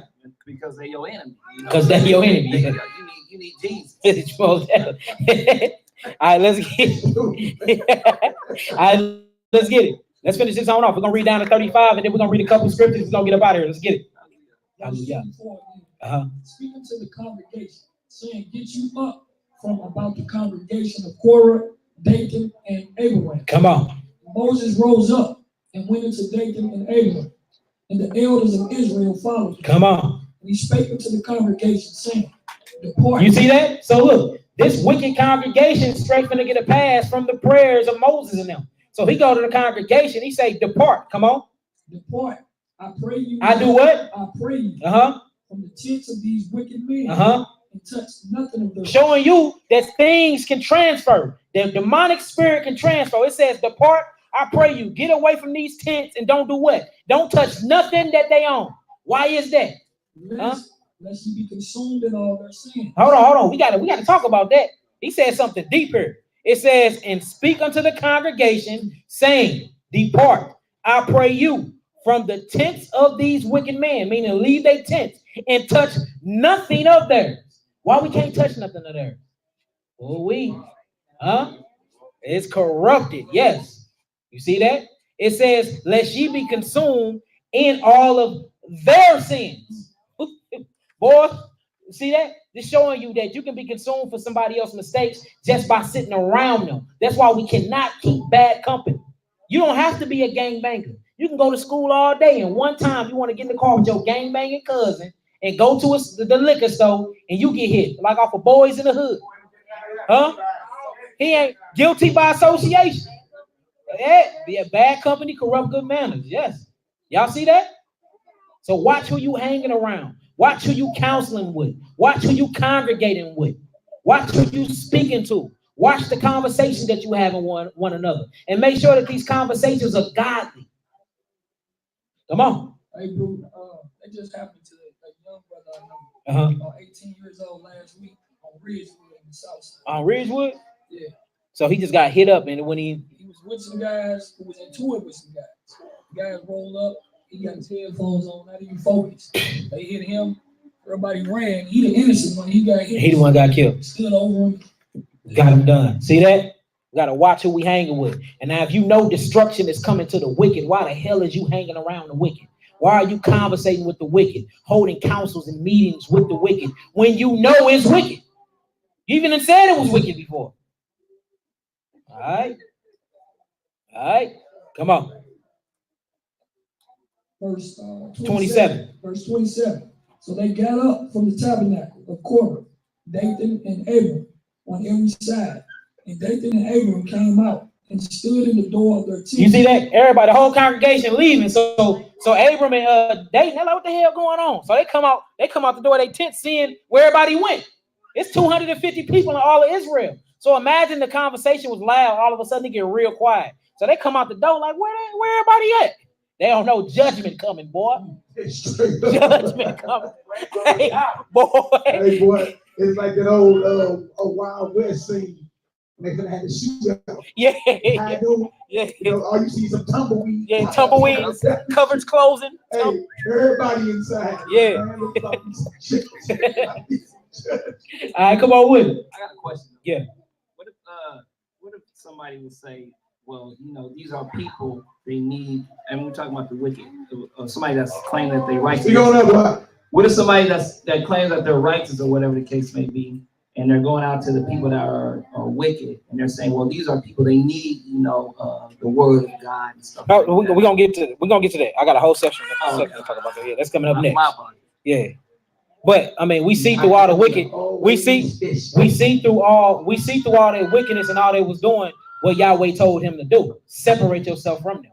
Period. Come on with it. And their wives, their sons, and their little children. Hold on, start there from 27 again. Y'all listen up. Listen up, listen up. Verse 27 again. And grab him. So they got up from the tabernacles of Korah, Dathan, and Abiram on every side. Right. And Dathan and Abiram came out and stood in the door of their tents, and their wives, and their sons, and their little children. So notice who with them.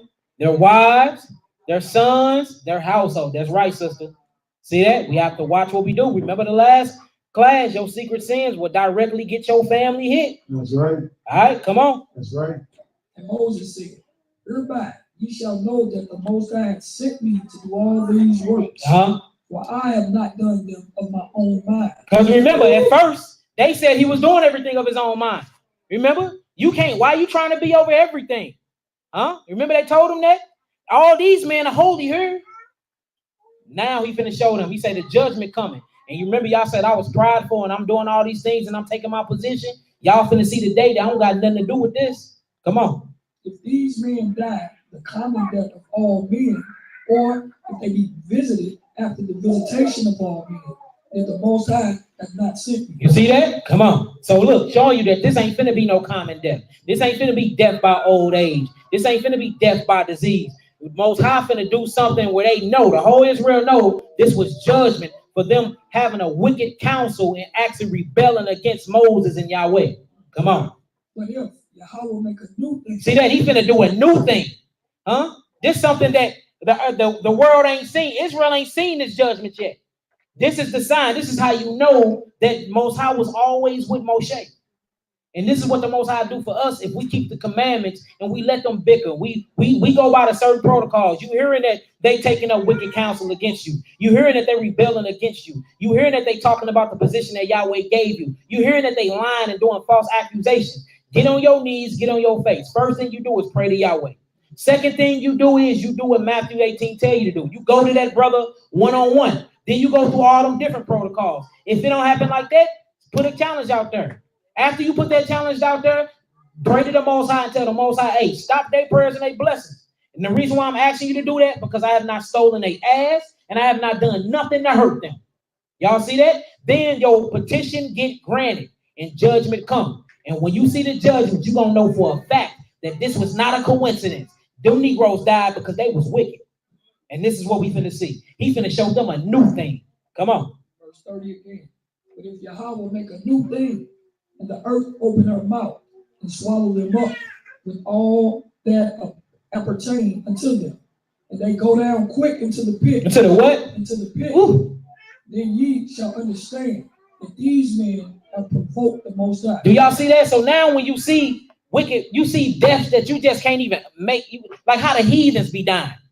Tornadoes swallow them. Man, it be some the way the heathen die. See, like he kill us with drugs. Like we killing each other. The heathen be dying of natural disasters and things you've never heard of. Yeah, he went hiking and fell off a 33,000 cliff. You be like, damn, how did that even? Hey, what was you doing up there? What was hey, he's gonna open up the earth and kill them. So it says he's doing this, and this death is gonna be so horrific. You know that he died because of their wickedness. Y'all see that? Come on. Verse 31. And it came to pass, as he had made an end of speaking all these words, that the ground clave asunder that was under them. Imagine that. You be standing in your wickedness, being all proud of how mighty, and the ground start crumbling under your feet. Boy, I don't even think it was time for them to repent. They ain't even trying to repent right there. You done. You finished. And they probably blew all their draws out. Straight up. Most definitely blew some draws out. Come on.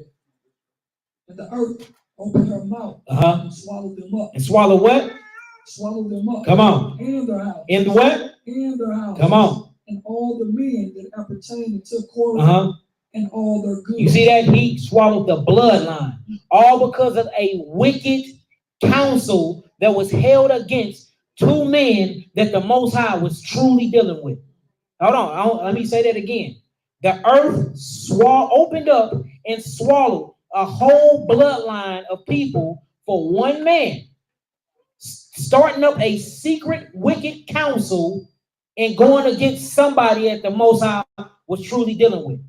Do y'all see how important that is? So shouldn't we be watching our mouths in the company we keep and the conversations we having? Because you can damn well be putting your mouth on the wrong people. Do y'all see how dangerous that is? All right.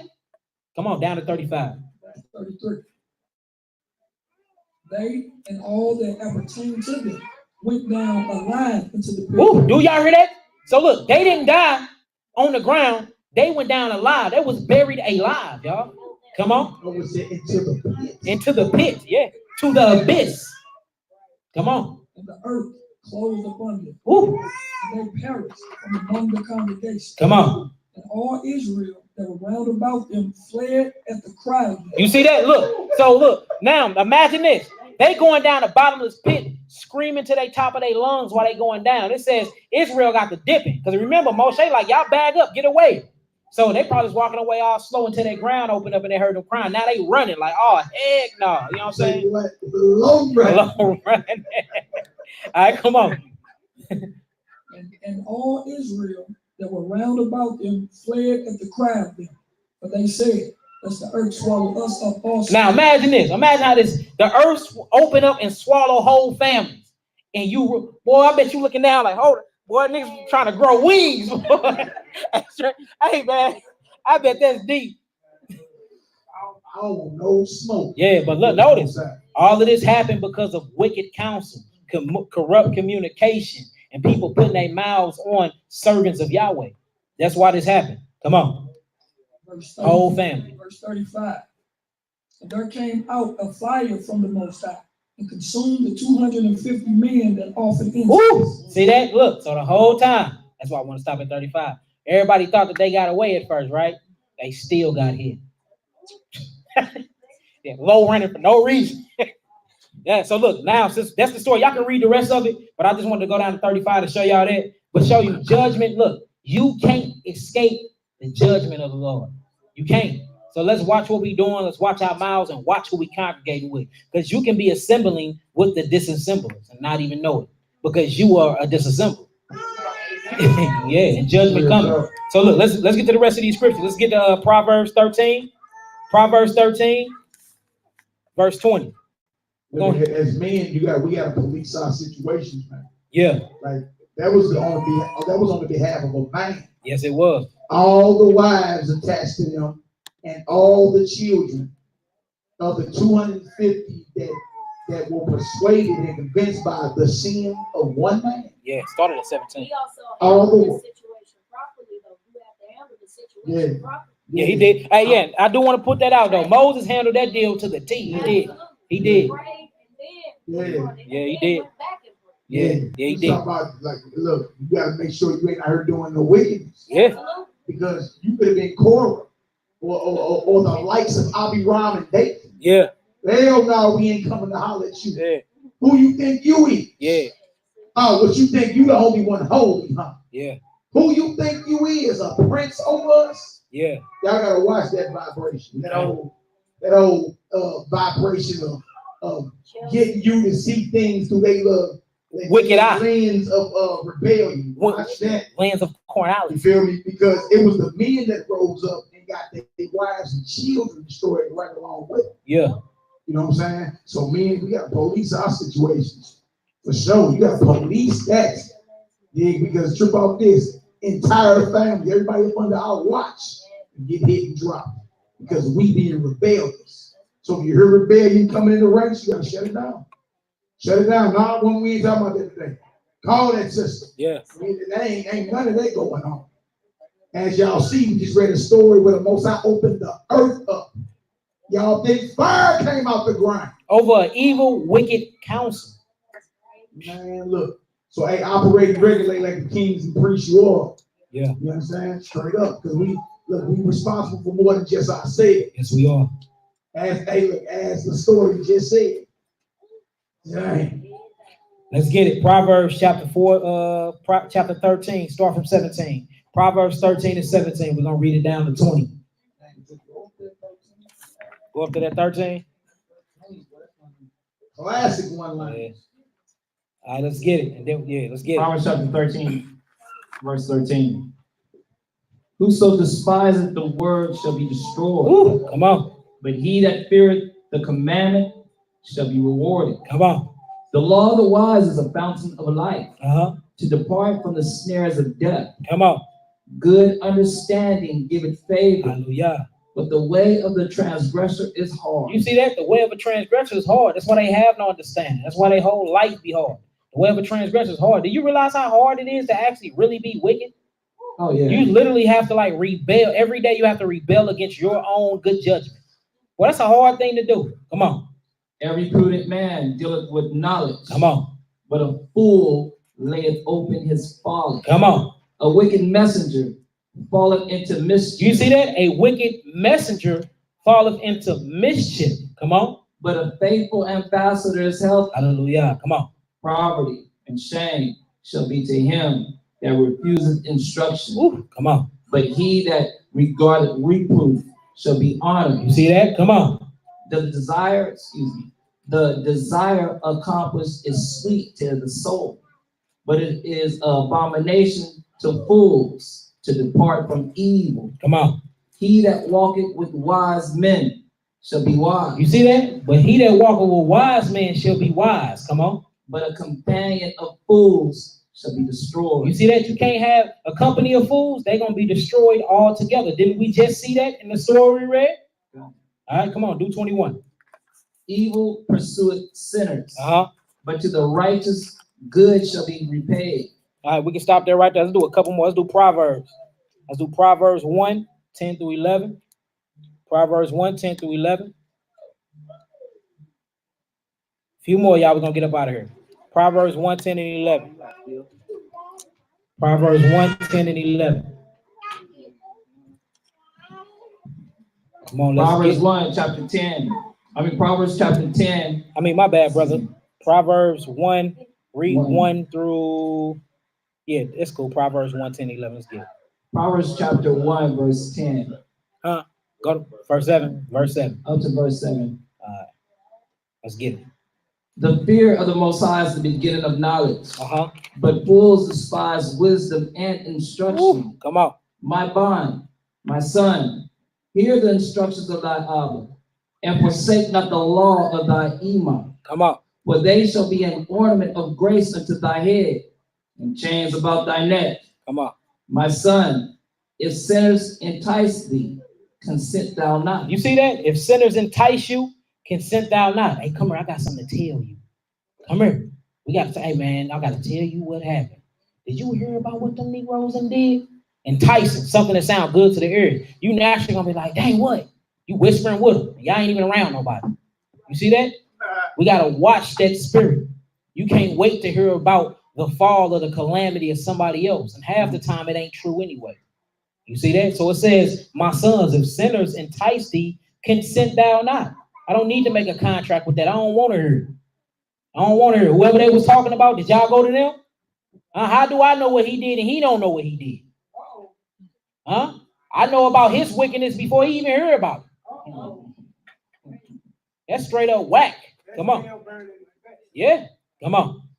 If they say, come with us, let us lay wait for blood. You see that? That's what they do. Come with us. Let us plot. Huh? Let us set up traps, pits, and snares.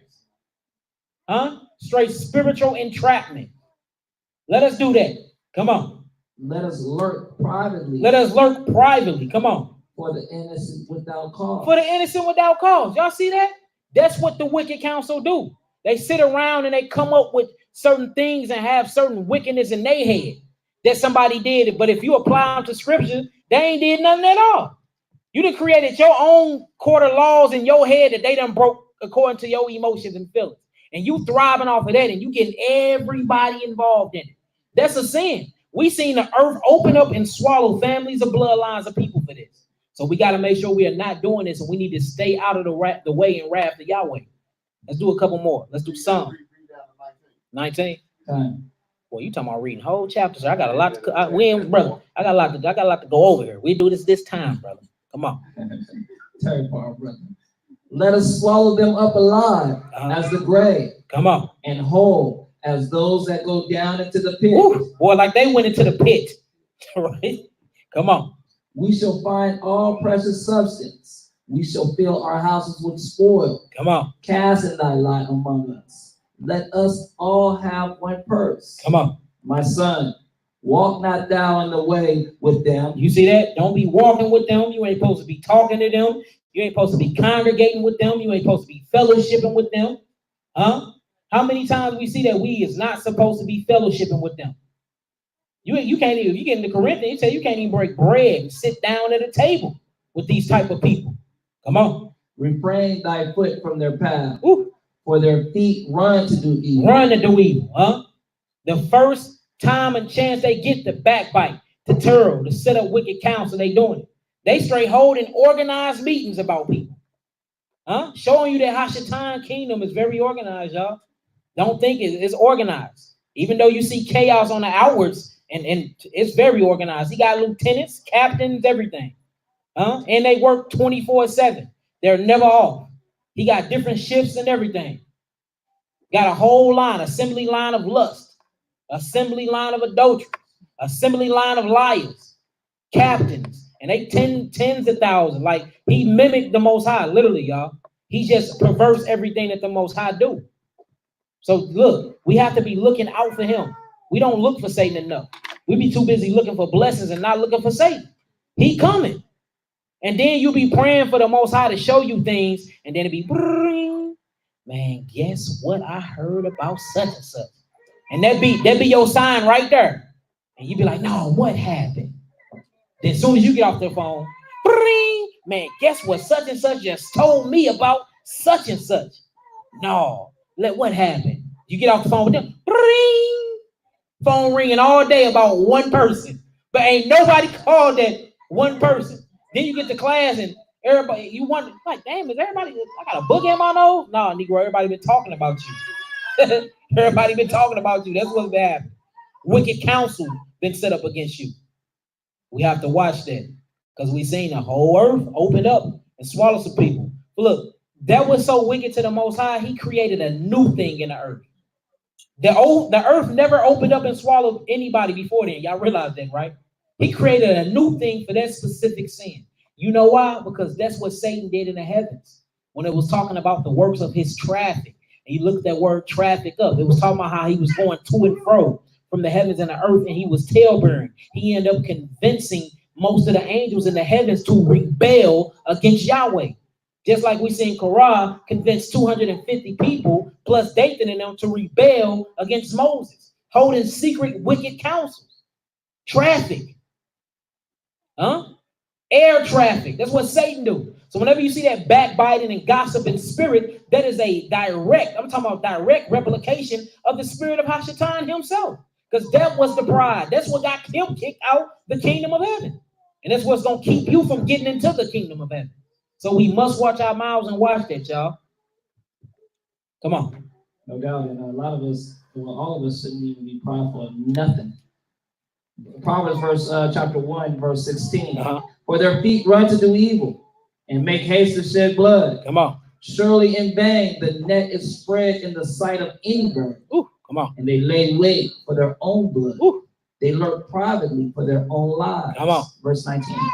So are the ways of everyone that is greedy of gain, which taketh away the life of the owners thereof. All right, come on. Let's hit one more. Let's go to Psalms 1. Let's start from 1. Psalms 1. This is a deep one right here. We'll leave it off right here. Psalms chapter 1. Yep, Psalms chapter 1. 6. Yep, let's get it. Psalms chapter 1, verse 1. Psalms chapter 1. Kind. Yeah, we there? Let's get it. Psalms chapter 1. Blessed is the man that walketh not in the counsel of the ungodly. You see that? Yeah. Blessed is the man that walketh not in the counsel of the ungodly. So if you're blessed from not walking and not congregating with the ungodly, then what does it make you if you do it? Cursed.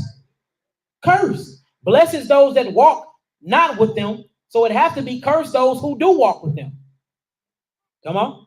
Nor standeth in the way of sinners. Nor standeth in the way of sinners. Come on. Nor sitteth in the seat of the scornful. You know what y'all talking about? That little bitty seat where y'all sit around and hover in circles, probably drinking some wine or something, holding whole topics of discussion about people that you shouldn't even be talking about. Ain't got nothing to do with you nor your household. Rolling up blunts. Come on. But his delight is in the law of the Most High. Come on. And in his law doth he meditate day and night. Come on. And he shall be like a tree planted by the rivers of water, that bringeth forth his fruit in his seasons. Hallelujah. His leaf also shall not wither, and whatsoever he doeth shall prosper. Come on. The ungodly are not so. See that? The ungodly are not so. The ungodly don't prosper. Come on. But are like the chaff which the wind driveth away. Come on. Therefore, the ungodly shall not stand in the judgment, nor sinners in the congregations of the righteous. You see that? The sinners will never be in the congregation of the righteous. And notice what they do. They separate themselves. The wicked flee with no one pursuing. All you got to do is look around. Whoever you don't be seeing, don't be the wicked counselors. The wicked flee with no one pursuing. For real. And they hover up and they make their own wicked congregation. It's what they do. I've been in it about 8 years now, and it's crazy. It never lasts. But this literally happened at least once a year, and it's always right before Passover. Ain't that something? Come on. So you should have been practicing your social distance. the coronavirus. Social distance yourself from the coronavirus. Most definitely. What did y'all learn today? Come on, let's get this last one. For the Most High knoweth the way of the righteous, but the way of the ungodly shall perish. Hallelujah. So look, let's watch who we putting our mouths on. Let's make sure that we're not having corrupt communication out of our mouths. Let's make sure we're not having meetings and wicked counsels against each other. We should be uplifting one another, speaking life into one another. And if you have a problem or aught with your brother, go to that brother or sister. Don't call me a mom. Will y'all get that? Do we all get that? Hallelujah. Hallelujah. All praise. What's up, sister? Here it goes. Get them now. Get the mic. Deuel got something to say over here. Y'all sisters, they got something to say. I see. I know. This is a big thing when we coming from, things like that. I see today we talk about a lot of separating yourself from the ungodly or not supping with those who are not righteous. Somebody just help me understand how there was a story I read where Christ went and supped with sinners amongst these people, but we're taught to not do the same. So in my head, it contradicts it. So it's a difference. So look, there's a very big difference with supping with willful sinners who don't know the way of the truth, or you never spoken to them, or that was in the congregation. He went and supped with people and brought them in. He didn't go sup with somebody that was in the congregation, then turned them down. It was a total difference. We're talking about people. Everything we read was about people in the congregation, in the assembly. See, I don't do classes talking about the world or the wicked that's in the world. That ain't my concern or my prerogative. I don't do nothing. If we go out on the street teaching something like that, I bring some worldly people in. But whenever I'm teaching, guess who I'm concerned and worried about? Y'all, the assembly, the church. So it's a total, the body. It's a total difference between the world of Israel and Israel being in the world. So yes, the Most High was in the world, supping with people that was in the world, but people that was of the congregation, that's who Paul was talking to. He was talking to, when he talked to the Romans, he was talking to Israelites, a part of the congregations in Rome. You see that? So that's the difference right there. It's a difference between an Israelite that's a part of the assembly who know there is, and then just a worldly Israelite that don't know or are being wicked. Them the people that of course, go out, shine your light and bring them in. But we are simply talking about people that are part of the congregation, that know what they're doing, that's willfully sinning and plotting against the congregation. Those you bet not sup with. You separate yourself from, mark those who cause division. There's 6 things that the Most High hate. The 7 is the worst. And then it start talking about what they are, prideful. Look, he said, these are the people you're not supposed to be of. Notice these people were a part of the congregation. Okay, I get it. Can I add a little bit to that? No. Because also it tells you to avoid them, what you were saying. That's the other Yeah. part. Mark those who cause division. Avoid them. See, division is the cause because you was part of something. That's why it's called disassembly. Because you were assembled. Now, as far as dealing with Christ, so it won't be a contradiction because people are finding that. Yes, thank you. So dealing with the Christ aspect, wasn't this man trying to get an audience with Christ? There's a difference when somebody comes to you to seek audience for the truth, and you go sit with his family. We do many families sit there with families that ain't the truth, they want to know the truth. Then it's a difference those people who just talking crap and talking mess. You know what I'm saying? You go to your cousin in the house, they cooking up, you know what I'm saying, smoking, rolling, and you want to give them the truth, but you sitting there eating the same food they eat, drinking the same wine they drink. How are they trying to get the truth from you and you sitting there doing the same thing they do? Impossible. Impossible. Yeah, but no, that's the difference though. Yeah. It's a difference between Christ. the congregation and Israelites in the world. Yeah, Messiah was shining his light and bringing those people in to the light. Yeah. They went already in the light and left, and then totally. So that also shows Messiah wasn't a Hasidic Negro. Yeah. Just, I'm too much better. You ain't good enough to sit with me. You ain't like that. Yeah. And he'll sit with them and then make them see the error of their ways and look, come on home. Yeah. Let's get her done. Okay. eBay. Yeah, come on with it. I just had a quick Proverbs 10, one of y'all can read. Proverbs who? Proverbs 10, 11 through 13. One of the brothers grab it real quick. Proverbs 10, 11 through 13. Who else? Proverbs 10, 11 through 14. Let's get it. All right. That's what it do. Anybody else got something? You know it? You roll yours. Look at he's like, hell no. We ain't rolling the horse. You don't roll R's, get it? The Torah. I can't speak the King's English. Look. Proverbs 10. I got it. Okay, got it. Let's get it. Proverbs 10, verse 11. The mouth of the righteous man is a well of life, but violence covereth the mouth of the wicked.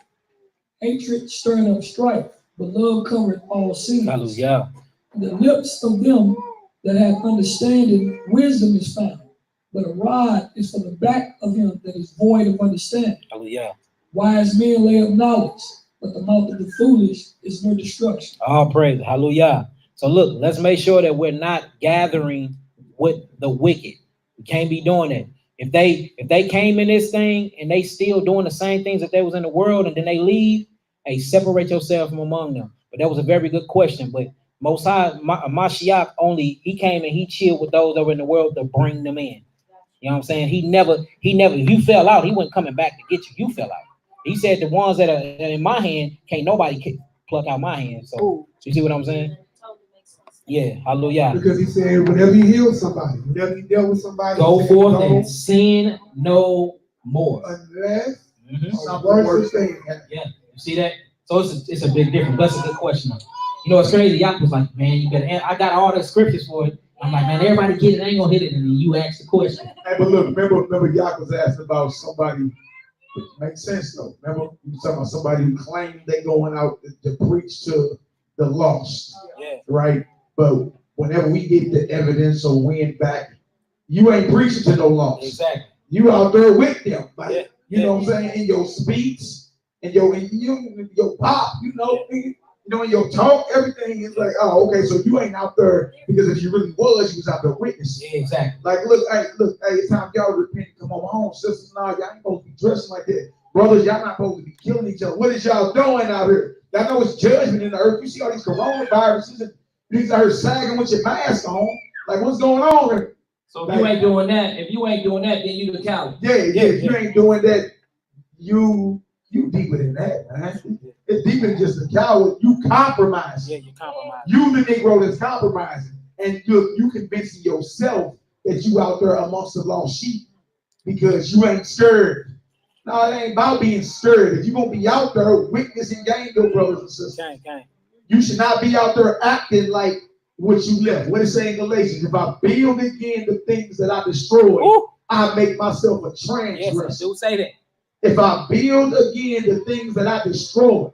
In other words, if I was that street cat that was pimping and, you know, wearing my skinny jeans and y'all know what I'm talking about. You know, that vibration is out there for the younger generation, right? And I repented and I called myself in the truth. But every time somebody see me, that's the vibration I'm putting off. Right. You understand? I mean, I know I'm an Israelite now. I know the Sabbath. I know I ain't supposed to eat pork. I know about the holidays and all that. But hey, twice a week, you're going to catch me down the way. Not witnessing and gaining nobody. Yeah. Fitting in. Blending in. You feel me? That's somebody that's doing a disservice to the gospel. If you out here doing that and we know you don't get checked on and called on it. Y'all just pray in there because we're going to pray in. And that's called fellowship. And that is what Malachi is talking about, is fellowship. You're not over there teaching the word or bringing them the word. You're fellowship with darkness. And light shall not fellowship with darkness. You can't eat the table of the Lord and the table of the devil at the same time. So that's what's going on. When you claim, like you said, you made your mind that you bringing the word. But like we said, we've seen these stories. Like everybody up here at this table, back over here. Many of y'all women, even in this congregation, heard and seen them. Claim, am I lying? Claim this fellowship. When we first came around, not to cut you off, but when we first came around, you know, Shabbat coming in Friday night and Saturday night. Right? When we first came around like 15 years ago, it was Negroes who used to go to the club, St. Louis nights. You know what I'm saying? St. Louis nights every Friday night. Even though it's a shootout every weekend, you feel me? And you can look at these Negroes would convince themselves, I'm going in there to witness, you know what I'm saying? And you know what I'm saying, teach everybody the word. But stop it. No, you ain't. You in there just as corner as everybody else. Or you in there looking for who you call a dog. I'm here looking for dogs, you know. Stop it. You're not in here witnessing, gaining those souls. And on top of that, you already know, man, that's the devil's den up in there. You already know everybody up there how X pills, how everything drunk. And here you, so what, you up in there in your garments with your Bible? Like, what are you doing? They ain't even gonna let you in the door. Like, who is this? You feel me? So that's what we're saying. It's like, look, if you gonna be about this, be about it. Y'all should be highly offended if y'all caught me at the strip club. The hell's Malachi doing? He going off. He over there at the, what they still, I don't know what they call him anymore, but he over there doing what? You know what I'm saying? Y'all should be offended if y'all saw me or got wind that I'm coming out the shake joint. You know what I'm saying? Because I'm in an argument with my wife or something. I'm going to go to shake joint, man. You know what I'm saying? Stop that. We supposed to hold each other to a high level of righteousness, period. And y'all know that. And look, especially with a brother like me, that'll be all over social media. Look at the hammer. Look at him. Look at him on Instagram. Look at that. Boy, you can put on social media before you can blink. You know, so look, you got, especially in this hour, you better hold yourself to a high level of righteousness. Period. And y'all all should be offended. I'm going to say it concerning myself. If y'all caught me in some wickedness, all y'all should be offended. And all y'all should be calling like, hey, yeah, that's off. No, I ain't do that. You on the spot. What you say, y'all? No, I ain't do that. Well, what's this all on Facebook and Instagram? You feel me? They got the video. No, we can't get down like that. It just what it is. Anybody claiming they a broom, we gonna check you on it. You ain't You can't be no Israelite in St. Louis out here doing wickedness like you don't get called on. All right. Hey, boy, you see the finger? Yeah, I see the finger go on. Yo. He got a precept. Go ahead, y'all. Proverbs chapter 14, verse 12 and verse 14. There is a way which seemeth right unto a man, but the end thereof are the ways of death. Yeah. And verse 14, the backslider in heart shall be filled with his own ways. Ooh. And a good man shall be satisfied from himself. And also, too, you know, I mean, we have to remember who we call elder, because a lot of us in this assembly, or some of us in the assembly, call, you know, certain brothers, you know what I'm saying, elders. Whether you are a man or female, you call, you know, the elders this, the elders that. And then you turn around and you want to talk bad about them, or whatever the case may be. I pray for you. Yep. Let's get it. So look, did we get some understanding? Hallelujah. Let's go and get this prayer on. Let's get it. Let's go get these militant prayers on. Weaponize our prayers real quick. Hallelujah. Hallelujah. I pray. Gosh, I need one of them pillows.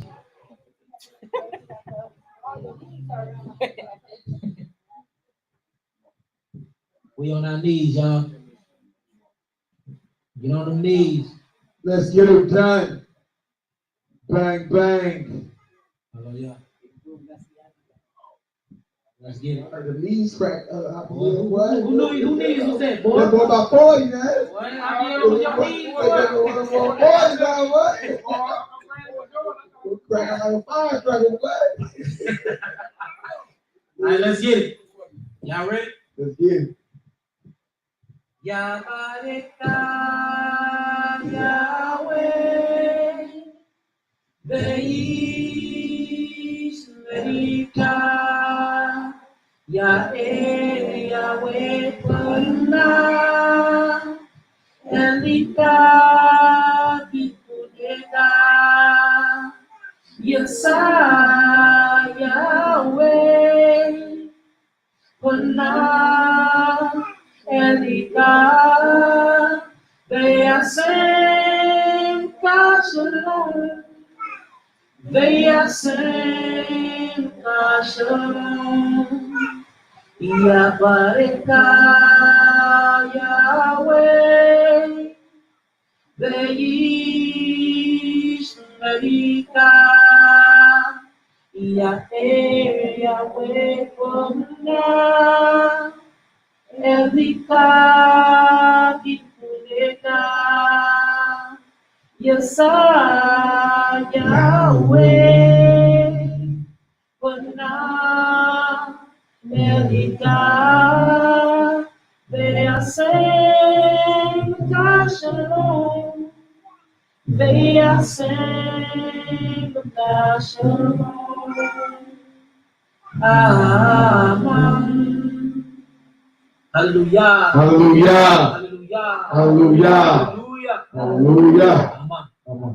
The Most High shall bless you. The Most High shall keep you. He shall shine his face upon you. He will bless you. He will keep you. He will give you peace. Amen. Amen. Hallelujah. Hallelujah. Heavenly Father, Yahweh, El Yon. We come to you in the name of Adon, the Master, Yahushua Mashiach.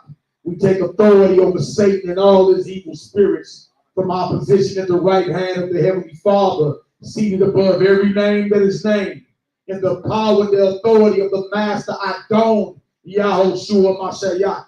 Use us as your battle axe and weapons of war to come against and attack, to break the backs and bind the strong man powerless. Loose yourself. To bind the strong man powerless. Loose yourself over every heathen nation. There's oppressing your precious 12 tribes of Israel this very second. We cast them down and we cast them out into a herd of swine. In the name of Adon Yahushua Mashiach, and by his mighty and precious blood, we pray. We loosen all your ministering angels of warfare. Send forth your most militant and elite angelic warriors to break the backs and crack the skulls of every ruler of darkness, to break the backs and crack the skulls of every principality over all the worldwide organizations. Loose yourself. We bind them all. The 13 bloodlines of the Illuminati, the Rothschild bloodline, the Astor bloodline, the Bundy bloodline, the Collins bloodline, the DuPont bloodline, the Freeman bloodline, the Kennedy bloodline, the Lee bloodline, the Onassis bloodline, the Rockefeller bloodline, the Russell bloodline, the Van Dunn bloodline, and the Merovingian bloodline, the House of Saud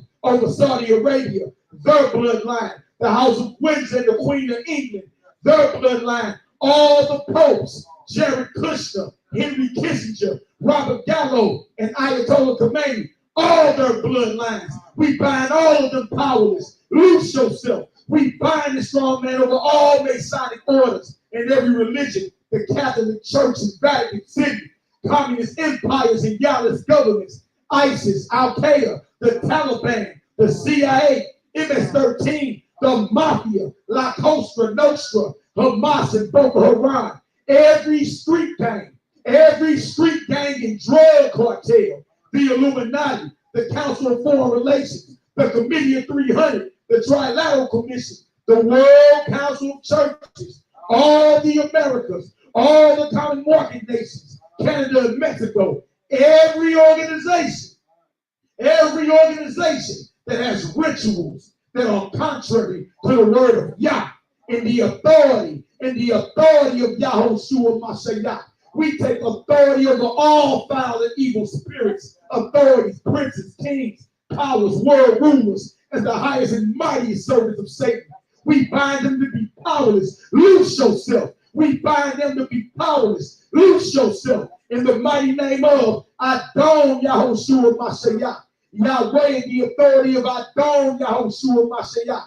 We pronounce the judgments written in the scriptures upon the evil and greedy conspirators in and over these worldwide organizations. As it is written, Yah, we ask you to bring upon them the judgments found in Psalm 109, that chapter, Psalm 149, that chapter, and Revelation 18, that chapter. Yahweh El Elyon, the owner, the creator, and the possessor of all there is. In the name of your only begotten beloved Son, we bring before your throne all the sick in Israel, all who may be plagued in mind, body, or spirit. We bring before your throne our sister Bridget and her sister, all who may be plagued in mind, body, or spirit. Your word says whatever we bind on earth is bound in heaven, and whatever we loose on earth is loosed in heaven. We claim authority. We claim authority in Yahushua Mashiach, your only begotten Son, who is seated at your right hand right now.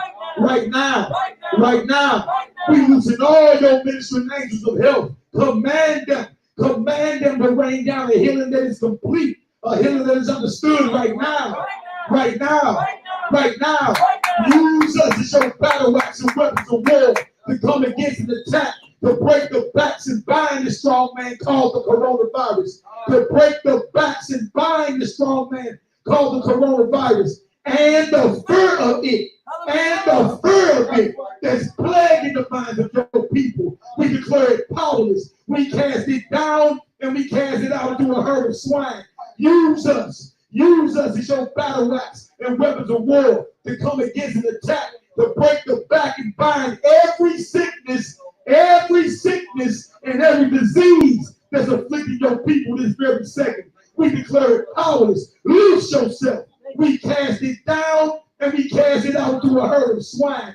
In the authority, in the name of Adon Yahushua Mashiach, and by his mighty and precious blood we pray. Yahweh El Elyon, Yahweh Zebaoth, master of the heavenly armies. We loosen all your ministering angels of warfare. Command them to rain down and crack the skulls of the coronavirus. Command them to rain down and crack the skulls of every sickness that is plaguing your people this very second. Command them to establish a protective border around your saints. Command them to come against, confound, and put down every sickness and unclean spirit that is in opposition to the well-being of your people. Command them to render a judgment in our favor right now.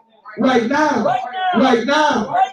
name of Yahushua Mashiach, and by his mighty and precious blood we pray. Yahweh, We loosen your ministering angels of provision and blessings. Command them to shower us with the blessings of Abraham, your friend. Command the blessings of Deuteronomy 28 to chase us down and overtake us. Command Ruach HaKodesh to give us a continual overflow of your spirit.